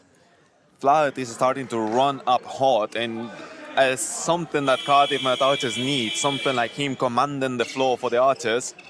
And also Scruggs as well, getting in something going on down the basket. It's an interesting matchup between him and Carvalho because they are both big, they are both a big presence down the basket, and it's quite interesting to watch them battle down every rebound. Definitely. We've mentioned how impressed we've been with Carvalho, haven't we, since we've come on off the bench. So it'll be an interesting battle between him and Scruggs. Here's Carvalho coming past us now as we speak. But UEL at the line. It will be Sable Cooper with the opportunity to extend the lead. And gets the additional in. About 1:26 left in this first half.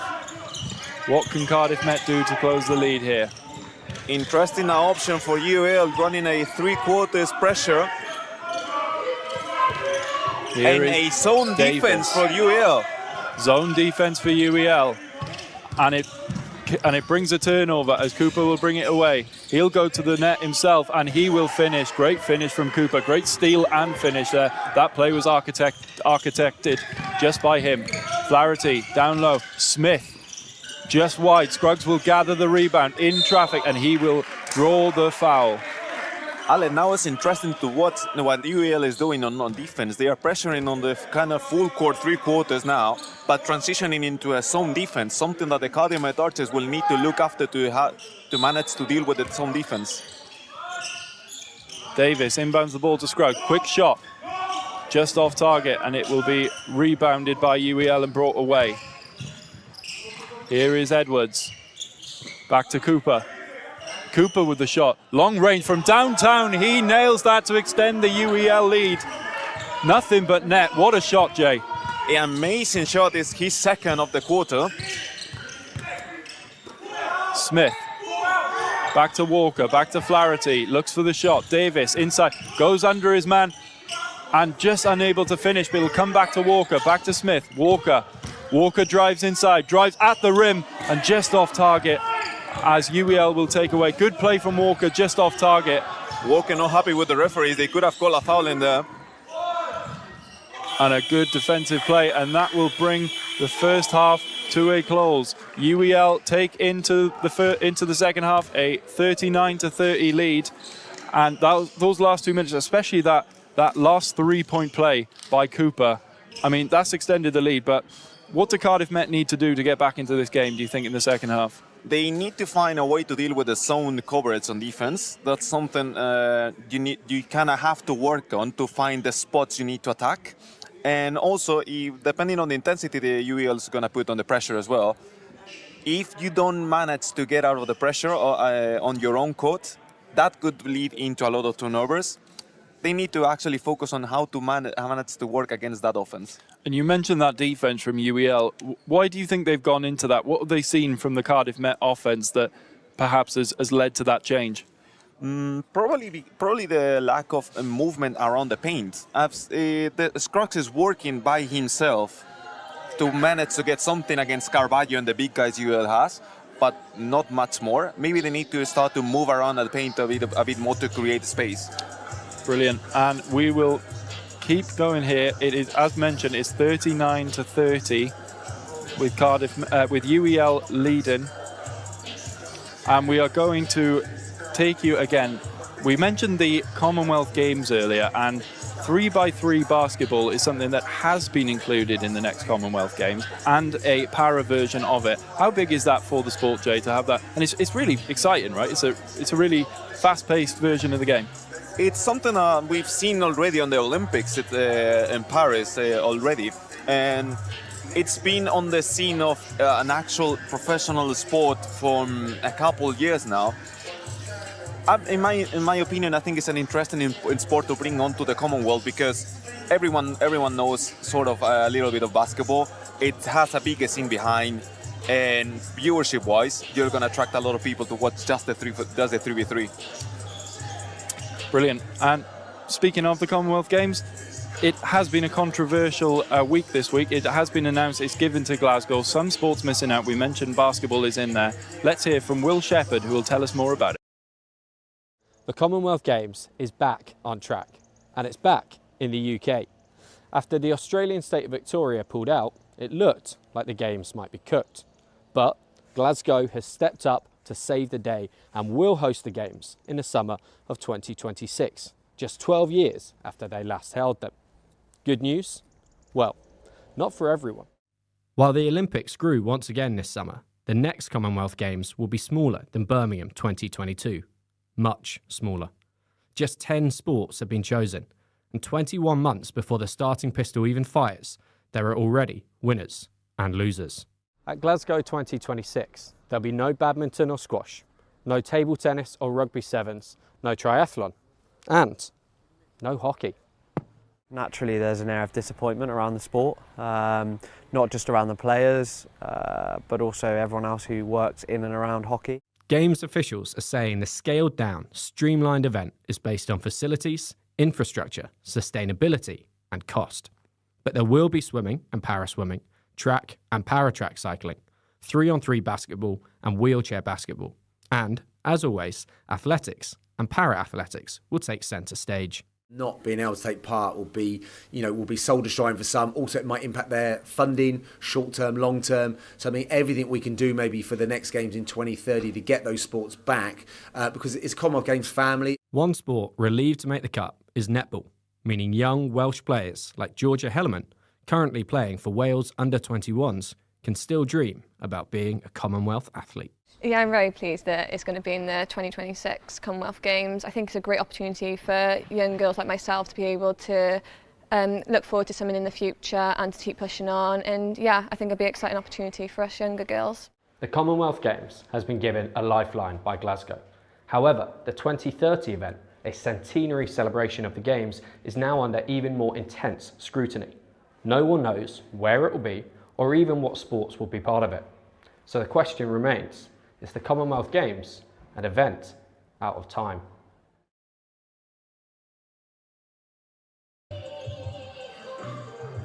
Well, a very warm welcome back. UEL lead Cardiff Met 39-30 at our half-time here in the Archers Arena. And a very big thank you to Will Shepherd, our chief sports correspondent at Cardiff Met Sport TV, for that Commonwealth Games news piece. It's a really topical subject at the moment, not only here in Wales, but also on campus at Cardiff Met, because we have so many athletes affected by the decision. And to talk us through a little bit more about the decision, Georgie Haynes. Georgie, how are you doing? Hello, yeah, lovely to be here, thank you. Thanks for being here. Now, what is the decision? Talk us through the decision to make it a smaller Games in Glasgow. So I believe there's only 10 sports now at the Commonwealth Games, which is a dramatic difference to what it's been in previous years. I have been doing a bit of research. I think it's to make it a little bit more sustainable, a little bit more affordable as well for Glasgow, as I know they had to step in last minute. Also a short turnaround compared to what Australia, who were previously hosting it, had, so more time to prepare for them. I I think it's disappointing for Welsh athletes, especially though, as Commonwealth Games, you can represent your home nation. And I think, especially on campus, there's been a few Welsh athletes that definitely have wanted to compete in the Games and now can't. Hockey, for example. And I think it's a real big loss. And I think that, yeah, I think it's a disappointing one for sure. Yeah, absolutely. And like I said, we've got athletes here on campus that we know well that have been affected by the decision. But on the positive side of that, Georgia Hellerman, who was playing earlier on in the Clash of the Court, the first edition, Hartbury against Cardiff Met. Georgia is delighted to be in the squad and to look ahead to the Commonwealth Games, knowing it's going to be on for her. She's still in the under-21s team, but great for Georgia, a Cardiff Met student, to look forward to looking at the positives. Yeah, 100%. There's sadness on campus around the Commonwealth Games, but there's also a lot of happiness. Swimming as well, I know, is still in there. Athletics, of course, para-athletics, who we all have athletes. We have athletes at Cardiff Met who compete in those sports. And as you said, Georgia, who can hopefully still go to the Commonwealth Games. And netball isn't in the Olympics yet, which is really disappointing, especially from a girl's point of view. As a women's supporter, I feel like that should be up there. So I feel like the Commonwealth Games will represent netball, and I'm really proud and happy to say that netball is still in there, especially for young girls like Georgia Hellerman, who can hopefully compete in it. And just looking at the Games as a whole, Glasgow have sort of saved the day in being able to host it. Would you ever see it coming back to Cardiff? We've held a Champions League final in 2017 at the Principality. That was huge. Could we have the Commonwealth Games back? I don't know, to be honest with you. I think it would be a struggle for the Welsh economy. I think it's going to take a lot of time, a lot of money. We have a lot of sport facilities in Cardiff. We've got Principality, we've got new Port Velodrome. The Archers Arena. We've got Archers Arena, of course. So I think we've got the sporting facilities, but also I would worry about accommodation, where the athletes would go. Yeah, I think Wales, it would be so exciting and really cool, especially for Cardiff Met students and future Cardiff Met students, but I don't know if Wales would quite do it just yet. Yeah, we sure would love to have it here in Wales, wouldn't we? But you've been busy, Georgie. Tell us a little bit about what's been going on for Cardiff Met sport around the country. Let's start. We've had some results away from campus. Tell us a bit about those.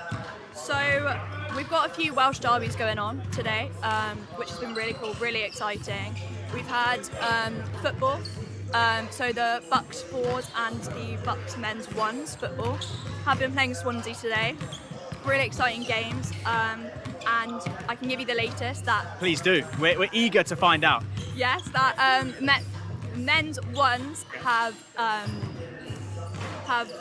scored 3 goals to 1, Swansea, which is amazing. We've had Lewis Rees, Ryan Reynolds and Jake Norris score those 3 goals for us, which is incredible. Really excited about that score. Yeah, they've been pivotal in the team so far, and how good is it to get a win over Swansea? This is really impressive. And just in terms of the rugby, that's obviously big here in Wales, but let's get some updates from them.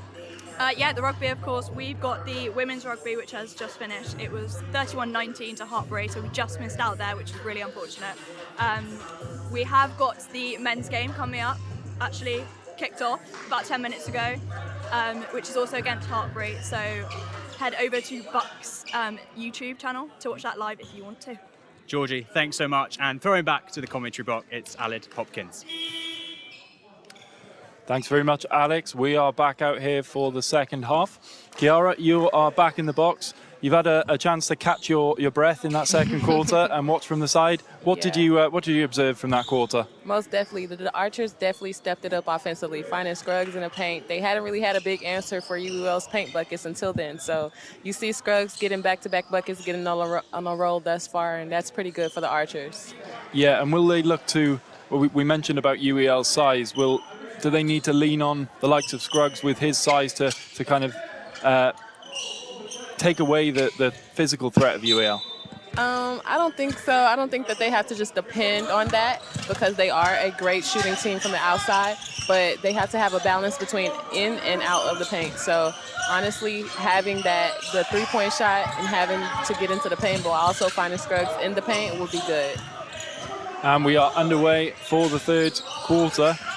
Walker brings it up. Spin shot.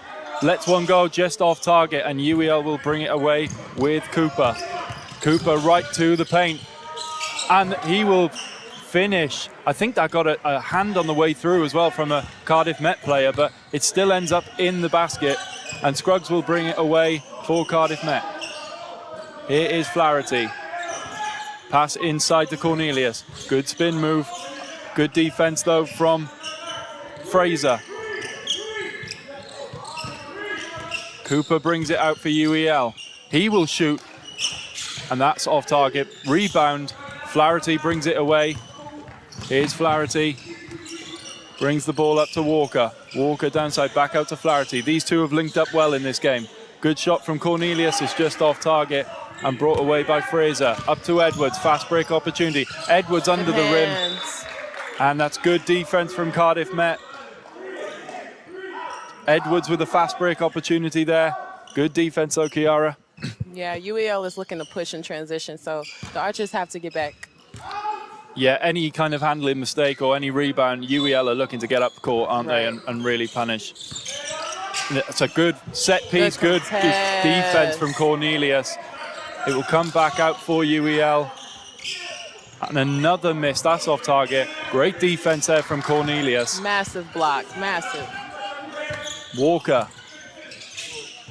Do they just need to slow things down a little bit here, Kiara, Cardiff Met? Whenever halftime comes back from halftime, you look to just get things going, get your rhythm back on. So Scruggs nails from three. Great shot. The chant goes up in the crowd. And it looks like we got a timeout. We got a little. Oh, we got a bit of to in and fro in there, but nothing that the refs, I don't think, can sort out. Yeah, action. Just letting them know that they're there. Two big guys there in the middle. I wouldn't like to get between those two, Kiara. It's the battle of the bigs. As we wait for this to be sorted out, the refs just having a word with Scruggs and with Jackson. That's one to keep an eye on for the rest of this game. Jackson's actually gonna come out. They're gonna bring on Tolu. So the coach obviously not seeing, and he's kicked a chair there. Jackson, he's lost his head. A big cheer goes up from the Archers fans. Looks like he's been ejected from the game. He's walking to the locker room. So that is a blow for UEL. I don't know whether he's been sent there by his coach or whether he's been ejected from the game. Kiara, did you see anything there? Just a little anger issues at the moment. I don't know if he's been ejected or not, but he probably just didn't like the whole situation that happened on the floor. Looks like it was a ejection there. Looks like it was a flagrant foul called on UEL. Okay. And that is interesting. We didn't actually see what happened in the build-up there, but Flaherty sinks it. And the lead for UEL is 7. Cooper. Top of the key, back to Edwards. Edwards inside, pulls up, and a good finish by Edwards. He's been impressive tonight, leading the UEL offense. And Cardiff Met will bring it away with Davis. Scruggs. Scruggs with the shot from top of the key, and he will miss. Brought away by Cooper again. Cooper drives inside. Tolu's got an open shot. Off target. Davis will bring it away. Lots of missed shots so far in this third quarter. Walker looks for an inside Flaherty. Open look. Off target again, Kiara. Just a few missed shots at the moment. A little bit out of rhythm with that stoppage, maybe. They just got to keep shooting. Got to get back into the rhythm, and honestly, they're sharing the ball pretty well, so they just got to knock down shots at this point. Yeah, you have to think with the lead opening up to 9 points now that Cardiff Met really need to punish these misses from UEL. They're rebounding pretty well in the defensive zone, but they're not punishing themselves when they get up into the offensive zone at the moment. Right. Here's Edwards. Cooper comes round for him, tailed by Walker. Yeah, good pressure, sets the screen, and he'll get a shot away in traffic, and a really good rebound there by Tolu. The Archers need to secure the boards. And that is a great three there. As you mentioned, offensive rebound coming back to haunt the Archers. Walker looks inside. He's well defended, and that shot is well off target. Great defense there from Tolu. Got to get back in transition. They're looking to push. Edwards gets the shot away, and he'll air it, but a stroke of luck there goes straight to Fraser, who will turn it in. And as we mentioned, the lead is now 14, and Cardiff Met just not able to punish these misses at the moment. He'll take a timeout. James Dawn needs a word with his team. What will he be saying there? Is it just about turning these opportunities into points? Yeah, they just can't play into the emotion. They have to stay level-headed, and that's where I think that number 13, Flattery, he gets his team together, and look, we can't play into their game. They want to be mad. They want to push the ball. You know what I'm saying? We just have to play at our pace. So that's really what they need to work on, focusing on, and securing the boards. The boards are killing them right now. Yeah, it makes a difference, doesn't it, when you've got the height, especially on the glass in both zones. How do you adjust to that when you know you are the shorter team? How do you adjust to rebound? Is it about angles? Is it about getting boxing your opponents out? Right. It's just all about a box out, making sure that your players are getting to the ball before the other team does. So if everyone is doing their job correctly, then they'll secure the board. That's something to mention. I don't think, we haven't really seen any much boxing out. Yeah. Everyone is just a jumping war. Yeah, it is. It's a little bit scrappy at the moment, isn't it, in the rebound zone? Yeah. But here is Wright. Flaherty to Davis. Lucas Davis looking for a teammate. And that pass will be intercepted by Richards, who will bring it up, and he will finish coolly. Another mistake from the Archers. That will push the lead out to 16 points, and it's getting a little bit out of hand now as Scruggs bodies a defender.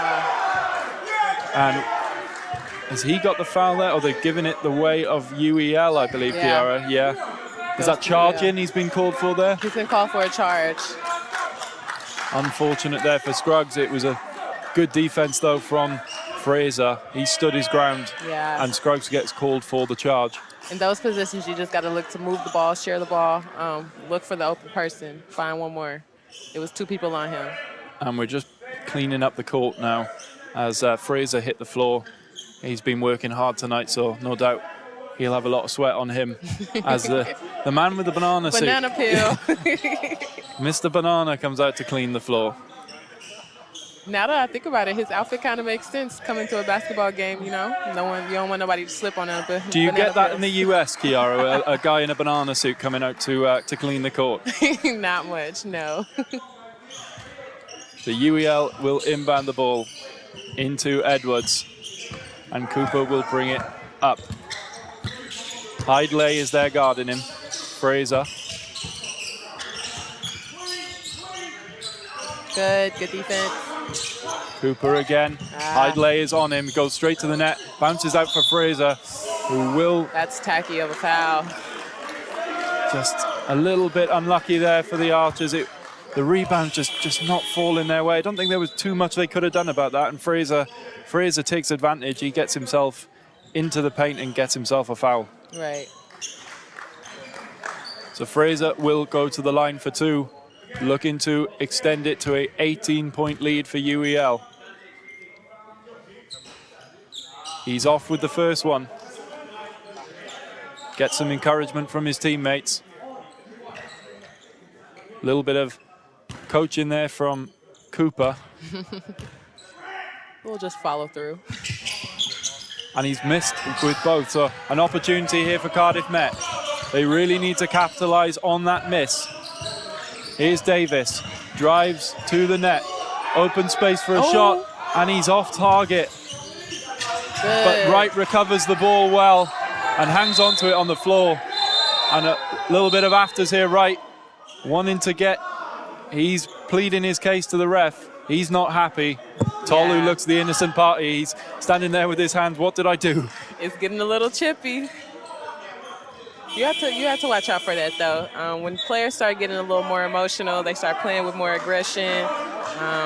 People's heads get into it. So really just staying locked in and focused on the game itself and not playing into emotions will be the bigger part of who comes out on top today. Yeah, frustration setting in there. And Davis has been replaced by Mark Yorath, the Canadian. As Cooper brings it up for UEL. Pulls up jump shot, he's off target. Where's the... And they will call the foul there. I don't know who that was on. Push. A push, yeah. Push on the back. I didn't see, maybe on Cornelius there, number 11, the center. And UEL will retain the ball. 14 seconds left on the shot clock. Again, mistakes for the Archers there. Yeah. This lead is getting big now. 16 points. They cannot afford to let this lead creep out anymore. Cooper and the refs blow their whistle again. Not happy with something there. Ollie Wright appealing. He's not happy. James Dawes not happy on the sideline. Another foul called on Cardiff Met. 14 seconds on the shot clock. Here's Fraser. Tolu wasn't expecting that, but he recovers the ball and pulls up with a jump shot. It's off target. Needs to secure this rebound. And Wright comes in. Unlucky. The tenacity there by Wright to get that rebound. He's frustrated at the moment. Yeah. So Carvalho coming into the game for UEL for Fraser. He's been impressive so far. So has Fraser. They've got really good production out of that center position tonight. Cooper not afraid to shoot in traffic. Carvalho grabs the rebound. Out to Richards. Edwards. Yeah. Commanding. And the refs call the foul on Edwards. What was that for, Kiara? So the Archer had pressured up and just the UEL player was not paying attention to what he was doing. So that was good pressure from the Archers. They needed that possession. Coach not happy. He's at the edge of his technical area as Cardiff Met will regain possession. 16-point lead for UEL. Cardiff Met really need points on this possession. Here's Flaherty. Yeah, they just can't force it. They got to just play within themselves and honestly chip away at this point. Hidlay out to Flaherty. Looks to the drive. It's blocked. Good take, good take. And we'll get the foul there. Maybe a little bit fortunate. But better patience there from Cardiff Met. They recycled the ball well, not looking to take shots in traffic. Yeah. And Flaherty will go to the line for two. He really needs these two. He's off with the first one. Really needs an extra point here to trim the lead to 15. About 4.5 minutes left in this third quarter. Cardiff Met trailing. And Flaherty sinks the second one. That'll trim the lead to 15 points. 35-50 to UEL as they bring it up. Cooper drives to the basket. Underhand pass and a great block there from Ollie Wright. That was a nice play by UEL and Ollie Wright was aware of it as he brings the ball now for the Archers. Out to Flaherty. Sets a screen. And here's Wright. Pump fake. Drives inside. Just off with his finish. But Ollie Wright is fired up, Kiara. Like he's trying to make plays, isn't he? So they're not always coming off, but he's 100% effort at the moment. He is. And good effort goes a long way, but you have to also remember just whenever you have a good shot, I mean, take that shot, but at the same time, you got to play disciplined defense. Ollie Wright, the Welsh international, he's come through the under-19 and senior squads of the Archers, and a foul has been called. And is that the 5th foul? Is that why they're heading to the line? Yeah. 5th team foul. So they're in a bonus. Yeah. Any foul at this point, they're just going to the line. And Cooper sinks 1 out of 2. Will extend the lead back up to 16 points. Here's Hidlay. Interesting fact about him, his dad was actually Steve Nash's high school coach. Oh, I'm told. wow. How about that? Here is Hidlay. Goes back, open look. And just off. Good rebound. Back to Yorath. Yorath back inside, looking for a lane. Flaherty is there. edge of the key. He drives inside, past defenders, and Cornelius with the ball up just in time of the shot clock, and Cornelius finishes a huge basket for Cardiff Met. Yeah, the Archers definitely needed that. Hopefully they can get some momentum going now. And here comes the crowd into the game with a defense chance. Called for a foul again. Hidlay there with the foul. And suddenly the crowd is quietened again. But it is Edwards who will go to the line for 2. Yeah. Good finish at the buzzer beater of the shot. The Archers just got to play disciplined defense now and stop sending UEL to the line. Yeah, these opportunities are killing Cardiff Met, really, aren't they? Yeah. At first it was fast break opportunities. Now they're starting to get, maybe is it a bit of tiredness, bit of fatigue setting in, and a little bit of lazy plays sometimes. Maybe a little bit. And he misses both.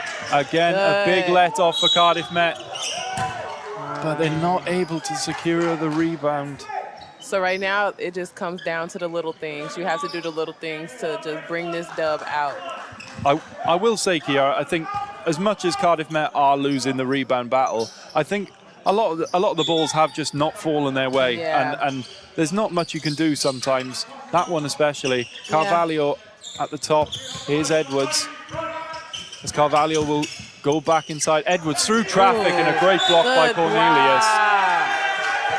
And he will get the ball back for Cardiff Met. A great defensive play by Cornelius. He made a statement with that block. But Edwards is not afraid to. There were 3 men in that paint and he was going. He didn't care. And refs just having a little word with him there. Oh, they're going to clean up the court. As a cheerleader comes on this time to clean up the court. So these lads are obviously, they've been roped into cleaning the court, and they've dressed up for it. I love their spirit. Not sure about the shorts under the dress. If you're going to do it, commit to it. Here is Hidlay, the Canadian. Good pass to Flaherty. Back to Hidlay. Right. Surveys. Keep moving. Yorath looking for a lane. Good defense by UEL. Not much space for Cardiff Met. You got to look for the attack. Cornelius goes up and he's off target. Brilliant defense by UEL. They stay firm. And Dragusha will bring it away for them. Out to Day, an open look, but he's off target. And Wright will bring it away. A big let off there for Cardiff Met. That was an open look for Day. Here is Hidlay. Good screen by Cornelius. Is he setting up the pick and roll? Not quite. As Yorath drives for the net. Stay with it. Right. Just off target again. Can't make these opportunities pay. Still alive for Cardiff Met. Hidlay under the basket. Can't finish, and Edwards will bring it away. It's just not falling right now for the Just not Archers. falling. No. You're right. Just not falling at the moment, and the rebounds aren't falling for them either, but they need to change that narrative because they, at the moment, are trailing this game. Yeah. Dragusha with a shot. That's off target. Big rebound, and Cornelius will grab it. Good tip from Hidlay in there to tip it to his teammate. Flaherty, Yorath. Hidlay. Good screen by Cornelius, looking for the pick and roll.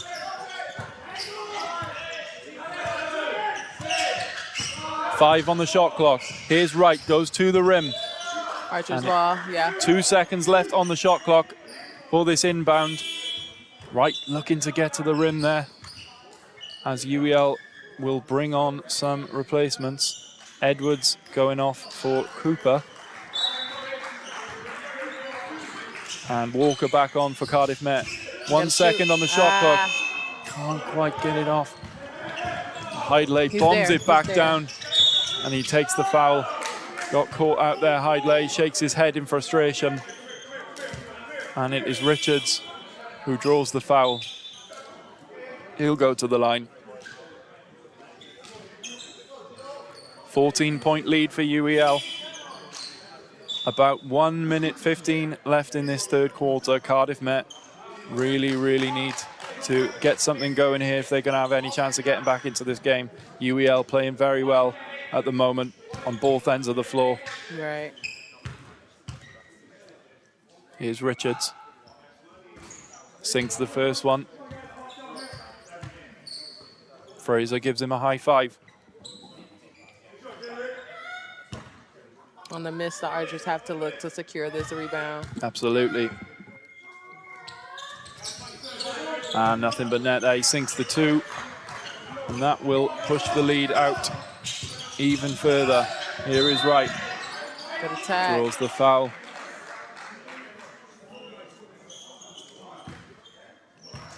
And Wright will inbound the ball. Walker's out there. He'll look for the ball. Here's Smith. Surveys. Cornelius sets the screen, but UEL deal with it well. Open shot for Wright. He lets fly. It's an off target again, as we said earlier. Just not falling at the moment. A little bit rushed, I think. I think Wright had more time there than he perhaps thought. He could have took his time, make sure he was lined up. Fraser, jump shot. Yeah, sinks that. Great basket from Fraser. 18 points is the lead. Here's Wright. Smith. Out to Walker. No room for the Archers down low as the ball's picked off by Cooper, and he'll bring it back the other way. Looking to extend the lead out to 20 points. Here is Day back inside for Fraser. He'll step back, let one fly, but it's off target, and Smith will rebound. Good defense from the Archers. And a loose then they pass. throw it away. That's exactly what we've been talking about, isn't it, Kiara? I mean, just a bit rushed there. Just need to calm down a little bit, Cardiff Met. They're in danger here of falling to a 20-point deficit, and that does them no favours. They did not need that at this stage. 7 seconds left in this third quarter. Can UEL get a bucket before the half end? Here's Cooper, let's fly, and that will bring the end to the third quarter. 55-37 to UEL. It's been a disappointing offensive showing so far for the Archers. UEL doing very well, and they are well on their way to picking up their first win of the season. Kiara, what do you make of that third quarter? Yeah, so the Archers are just making the little mistakes. Honestly, they just have to play together. It's just a lot of miscommunication on both ends of the floor. So as long as they can get that together and chip away, they'll be in a better position. But they have to just stop UEL from getting into the paint, getting offensive rebounds, and just getting downhill on them. And also making sure that they not get into the free throw line, extending the lead. Yeah, is it just a bit... Is it a bit rushed? Is it a bit a tiredness creeping in? Yeah, I think fatigue is definitely setting in. Fresh players on the floor for UEL. They're rotating a pretty good rotation. Archers, whenever fatigue sets in and then you're making the mistakes, it kind of puts it in your brain like, they get into this fogginess. So honestly, as long as they can, pick themselves back up and be a collective whole, they'll be in a good position. They could chip away. Thanks very much, Kiara. We're going to send you off. Enjoy the rest of your evening. We're going to bring in Jay again for this fourth quarter as the players re-emerge. The ref has the ball at centre court. Jay, welcome back. What did you make of that third quarter? Something has to be said about UEL. They bring the intensity, no matter what. It's for good or bad. They are here. They are here to be noticed. Their offensive and defensive presence on the court, it's massive. They've had created through that intensity a lot of mistakes in the Cardiff Archers, a lot of miscommunication, ball handling, something that Karen mentioned earlier as well. So that's something that might be the Archers need to work on, how overwhelmed they feel on that situation. Yeah, here is Flaherty. So he looks inside, and he gets called there. Offensive foul. Offensive foul. I didn't see where that was, but going back to your earlier point, how much of defense is just about making your opponent make mistakes and shoot themselves in the foot a little bit? And the less you do, and the more mistakes your opponent does, it's the better. How do you create those mistakes? But being noticeable, but being loud, being intense, been there. You know, that's something that UL is doing quite well this evening. Their presence is noticeable. They are intense. They're going to every ball. They're fighting for every ball. Yeah, as it comes out to Fraser, he's a big body, and he will draw the foul from Cornelius. He's been impressive tonight. We mentioned Carvalho earlier, but Fraser at that centre position, the both of them have really dominated tonight. Carvalho is more about his height and his presence, but Fraser, he actually knows how to move around with his body. And Cooper will go to the line. He's off on the first.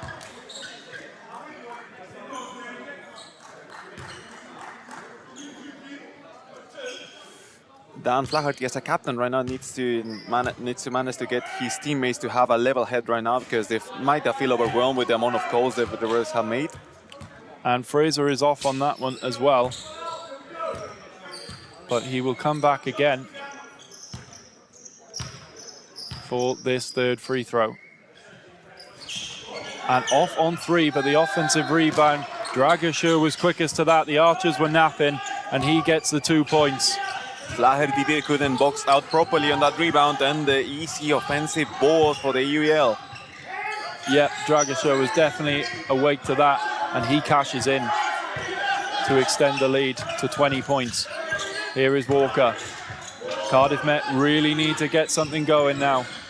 Cornelius, great pass down low, and that is a brilliant basket. Great pass from Wright. Cornelius finishes it off. Let's see what they can do in the defensive zone, because they need quick turnovers and quick baskets. Off on the foot on that jumper from Fraser. Let off for Cardiff Met. Can they punish? Can they keep that momentum going from that last basket? Here's Wright into Smith. Walker down low. Look at that block. Look at that screen. Pass it down below. Wright defended well. Cornelius comes in with the screen. Wright goes straight to the basket. And some good defense as the shot clock expires. We could argue that there was a foul call on the layup attempt for the Archers, but the refs didn't think so. I was thinking that as well. I think I was wondering whether we were going to see a foul there. Obviously not. Refs deemed that fine, but Cardiff Met again squander an opportunity. Good defense though from UEL. No, Cardiff Met Archers on a half-court press. Cooper. Untidy again. Defensive foul? I think so, yeah. I think it looks like they're heading to the line. It's the third for our number 4, Casey Smith. Inbound the pass, Edwards. Fraser. Here is Edwards again. Out to a wide open Richards. That was was off target. an open look. Yeah, that's it. He'll want that one back, won't he, Richards? You want to hit those shots all day long. That was about as wide as open as you're going to get. As Casey Smith brings it away for Cardiff Met. Right, out to Walker. Walker surveying. Back to Smith. Good defense again from UEL. Plenty of bodies inside. Flaherty under the basket, but can't control it. Fraser lets out a wail there. It was almost like a lion almost there. He's fired up. He is fired up. He tried to make that mistake from Casey on the pass. It was a bit forced, to be honest. Flaherty tried to make it back, but couldn't get the ball in. Misplaced pass, but it'll bounce the way of UEL, and that's the way it's gone tonight. Fraser goes up, but he's off target. Wright will bring it away. Fast break opportunity with Smith. Smith under the basket, back to Flaherty. Spin move, pump fake, and a great finish. That was a brilliant fast break opportunity, capitalized on by Cardiff Met.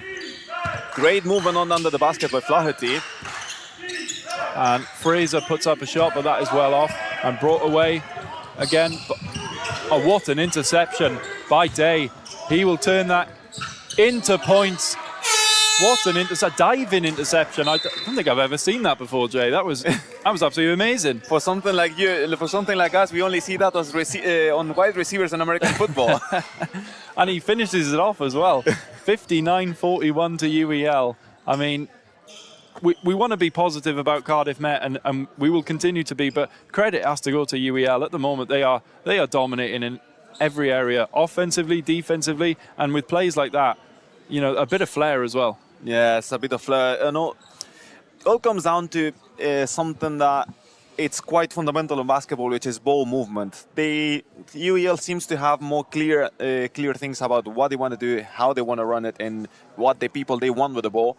Meanwhile, Cardiff Met Archers, they've got a couple of guys that they want the ball in, but they don't find a way to get the ball to them. Yeah, definitely. And although the score is creeping up at the moment, but it is more of a defensive battle than it has been in recent weeks for Cardiff Met. I mean, the last game against Essex was 110-65, so they have tightened up their defense, but the offense hasn't been there tonight either, and that will be a worry for James Dorr. Also, something that we noticed, UEL comes from a three straight lose. Yes, yeah, they're fired up and motivated to get their first win of the season, and they're well on their way at the moment. I mean, to be honest, they played against teams that's supposed to be on the league contenders, so I'm not surprised that they've lost, because the results, if you look at the results, they haven't lost for that much. There's not that much of a gap. Yeah, they've been very close games, and they have played probably the top echelon of the division as well, so this is a big game for them here tonight. And as it was Day who missed that free throw, and Cardiff Met will bring it away. Another let off for them. Walker, he lets fly, and that's good. That will give Cardiff Met a lot of confidence. A shout of encouragement goes up from the crowd. The defense chants come in, and they need this support here at the Archers Arena. 59-44. The Archers need the crowd to fire up the defense, and the crowd is trying to respond. Look at that defense from Walker. Amazing stuff. Good defense from Walker. About 6 minutes left. Here is Walker again. Good open look. He's off target, but Wright will gather the rebound. Second chance opportunity for Wright. And he draws the foul. Clear foul. You could hear it from here, from where we are now, right now. Good work from Ollie Wright there to gather the rebound. And this is a huge opportunity for him at the line. Need to cut into this lead if Cardiff Met are going to have any chance of getting something from this game. Timeout called. Few high fives on the Cardiff Met bench. That'll be encouraging, that last period of play, Jay. It's something that the Cardiff Archers need. So, you know, that intensity.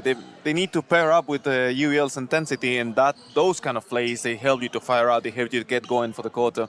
And it was the defense of Walker at this end, and then he finished it off at the end. Like, he's been very impressive tonight in a poor team performance so far, but he stood out, hasn't he? Yes, his third 3-pointer so far. He's been impressive from beyond the arc, but maybe, you know, a couple of you need more players to be fired up as well. You need more players involved. Yeah, it's a team game, as we all know.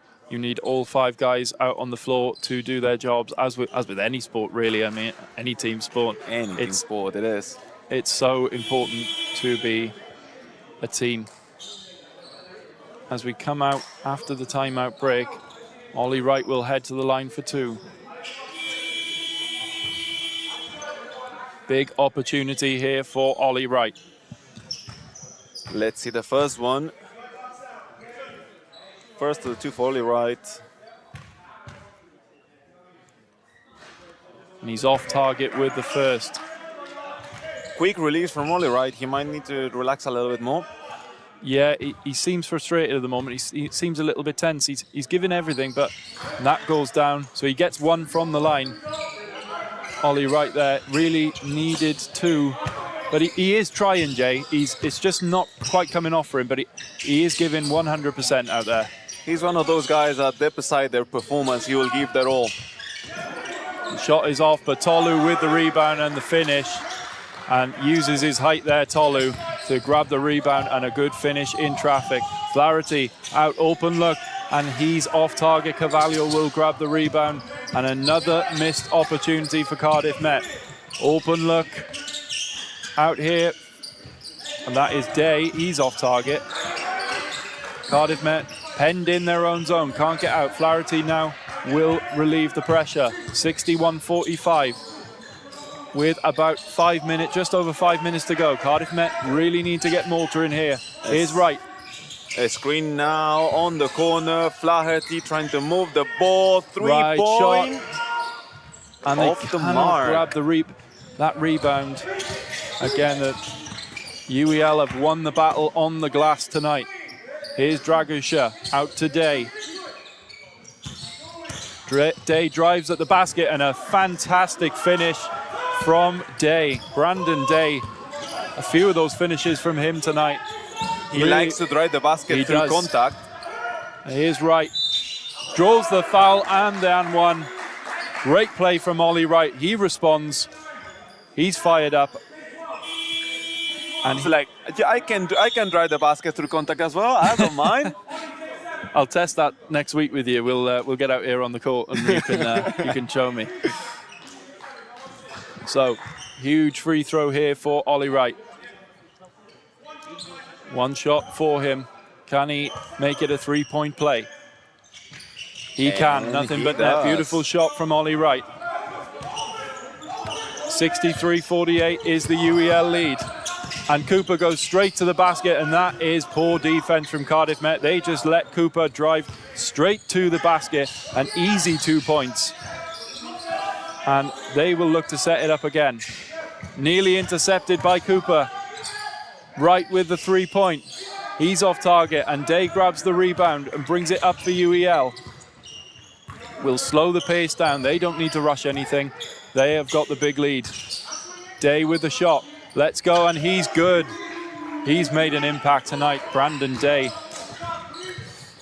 It's important for the bench players to, have an impact on the game so they can get more opportunities on the upcoming games. But he is actually making his name noticeable, Brandon Day. 20 points is the lead. Cardiff Met, it's getting out of reach here now as Flaherty goes to the rim and a beautiful finish. Beautiful finger roll from Flaherty through the contact. He trims that down to 18. Just under 4 minutes left in the game. Day. And that's a travel call. It's the first traveling call I believe we've seen tonight. Looked a bit harsh from my angle, but the referee obviously saw something he didn't like. And Cardiff Met will get the opportunity again. It's been quite controversial, the travel calls, but now the new rule with the zero step or the gather step, but you need to get used to it. And Walker was off target there. UEL will bring it away. Here's Tolu. He goes up, and the second chance opportunity, he puts it in using that big body of his. That is a great play from Tolu. 20 points is the lead again, 70-50 UEL as Walker drives to the net. It's tipped out. Cardiff Met will hold on to the ball. 13 seconds left on the shot clock. UEL coach not happy with his defense there despite the lead. He wants more from his team. I think he just wanted to increase the score gap to show off their dominance on the game, but you should be actually all right with how the team has been performed. Mark of a good coach, perhaps. Always wanting more from his team. Here's Walker, 3-point opportunity. He drills it from downtown. And nothing he's but net. fourth of the night. Brilliant shot from Walker. 17 points the lead. Dragusha drives to the rim, just off target. Tolu comes in with the rebound, but Cardiff Met managed to get it out. And here comes Walker. He's got Davis with him. He'll go to the net and off target. He had Davis there for the pass, decided to go himself, and he's off target again. That really needed to fall. Here's Carvalho. Maybe he was looking for a foul call over there as well. He had Davis with him. It was a 2-on-1. Cooper drives to the rim, and a beautiful finish from Cooper. He's been so strong at that tonight. He likes to drive into the basket looking for a drive and this or a drive in to the layup, and he's been outrageously fine with those calls. Just under 2 minutes left. Probably out of reach now for Cardiff Met, but they'll look to restore their pride as best they can. Flaherty from downtown, and he drills that one. Great shot from Flaherty. Such a clean shot from Flaherty, nothing but net. Beautiful shot from Flaherty. Cardiff Met just looking to finish this game strongly. I think it's going to be a bit out of reach now. UEL have been very, very impressive tonight, and they will take their first win of the season back to East London with them. And they've deserved it, Jay, tonight. They made their physical advantage notice, and they took advantage of it as much as they could. Edwards to Cooper, who will look inside again. Bounce pass out to Cato. First time we've seen him tonight. Back to Cooper. He waits, surveys, pulls up, and he's off target with that. Cornelius with the rebound. Flaherty will bring it away. Flaherty to put in some calm down on the team, looking to run the offense. Out to Davis, looking for a shot. Shot goes up and it's off target. Edwards will get the offensive board. Nice look on the pull-up, defensive but board. Didn't finish it. Defensive board. Here is Edwards. Screen set by Carvalho for Edwards. Out to Cato. Just about keeps it in bounds. Here's Cooper. With the shot. Goes up. No dice. Rebounded by Hydley. Cardiff Met looking for points. With Flaherty. Goes to the net. Unlucky. A smooth finish, but a little bit off mark. And Edwards has Cato for the alley-oop. And he... Has it been called? It's offensive foul call on the UEL. That's a shame for them, because it was a nice finish by Cato.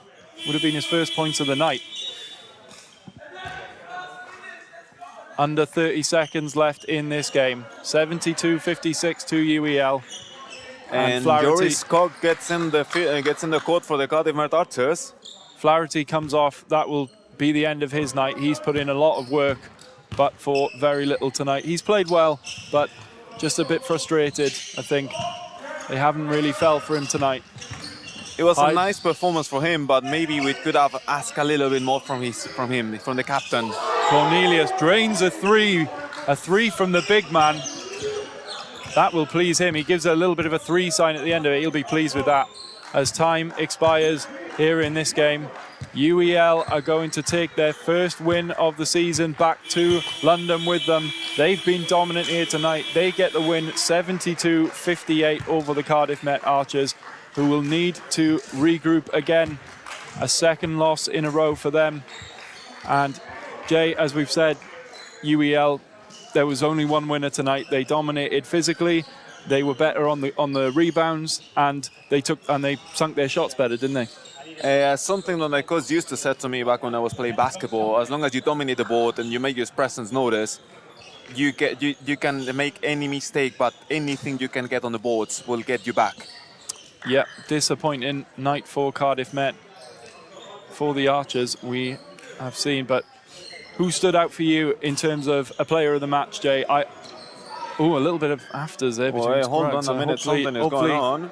Not a sour end to this game, because Cardiff Met just need to take their loss and move on now, and UEL the same. They just need to take this win and go back to London happy on the bus, but we don't need any of this.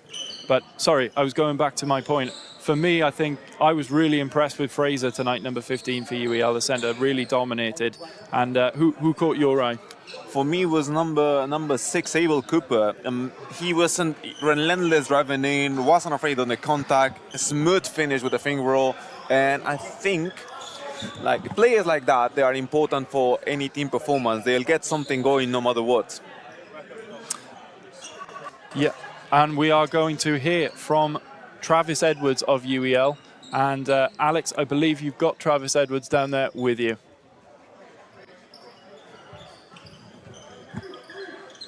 Hey, you got YouTube. We're all here for the same reasons. Thanks so much for joining us.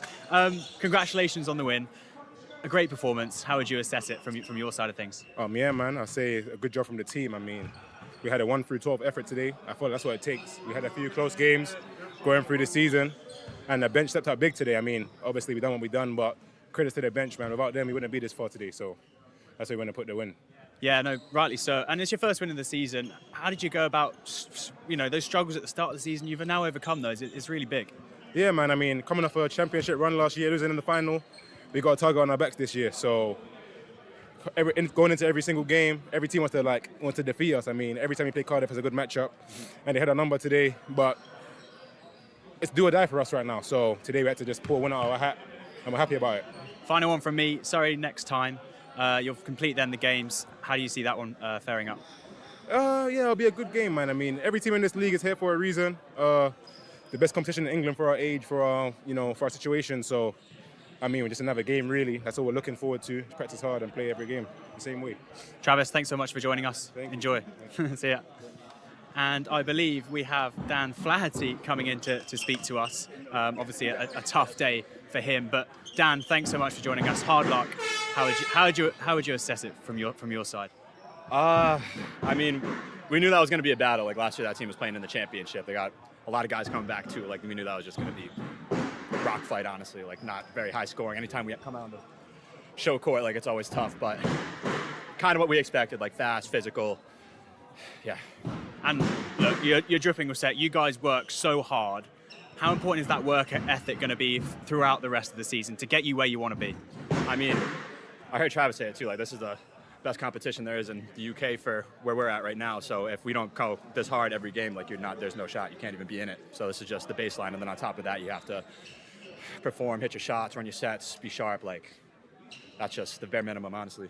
And you guys have had such a good season. Despite this loss, you guys are still on such good form. You'll still be positive going into the playoffs, right? Absolutely. Yeah, I mean, like the guys are really clicking this year. We clicked early. Like the chemistry's great with everybody. So I'm sure we're only going to build from here. Dan, thanks so much. Hard luck, but we look ahead. Appreciate it, brother. Thanks a lot. See you soon. Well, that does bring an end to our coverage here. It's been a Cardiff Met Sport TV production. Thank you so much for joining us. It's been a tough day. The netball women's ones lost to Hartbury. The Archers basketball just lost here to UEL, but the Archers always come back stronger. We always do. Thanks for watching. Good night. Happy to go? Yeah.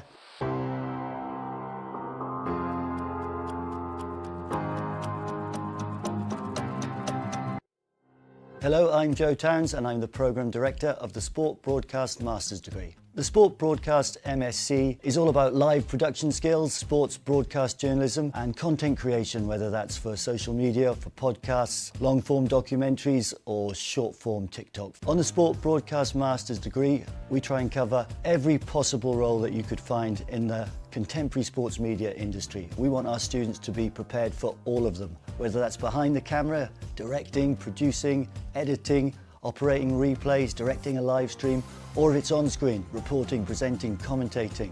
We've designed this course as the perfect stepping stone into the sport broadcast media industry. In terms of broadcast facilities, we have a fully equipped Adobe Lab, which is our newsroom, a TV news gallery, a radio room, brand new podcast studio, and out on the sports fields we have gantries and galleries so that we can live stream football and rugby every week. This course is a practical course, it's hands-on, it's vocational. We really pride ourselves that we're trying to create students that are multi-skilled and ready to take their career in any direction when they leave us. The big advantage of running this course on this campus here at Cardiff Met is that there is elite sport every week, whether that's Wednesday as part of the Bucks competition or so many of our teams play in National League sporting competitions on the weekend. On a Wednesday afternoon, our students could be directing a live stream of Bucks Super Rugby. They might be filming highlights for a live football match, presenting a radio show, making a podcast, or doing a live TV Up the Archer sports preview show. As well as weekly Bucks fixtures, we also cover some really big events on campus, whether that's our varsity day against Bath University. It's Cardiff Clash. Cardiff Met versus Cardiff University. Clash on the Court, a triple header in the Archers Arena where we show netball, women's basketball, men's basketball, or the Cardiff Met Sports Awards, a massive event in a hotel in the city where we do all of the VTs and production for what is a brilliant way to round off the year. Across the city and across Wales, we have some very well established relationships with the industry, so our students have opportunities the whole year long to go out on placements. If you're a Welsh speaker, Shwmae a chroeso I bennod arall o Work the Archer. Then we allow all students to submit any of their coursework in the medium of Welsh. We also have some fantastic opportunities in the Welsh sports broadcast industry. The sport broadcast industry is a fast-changing, ever-evolving space. We're really proud that so many of our graduates go on to work in the industry. There's all sorts of possible opportunities for the students to explore once they finish the Sport Broadcast Master's degree.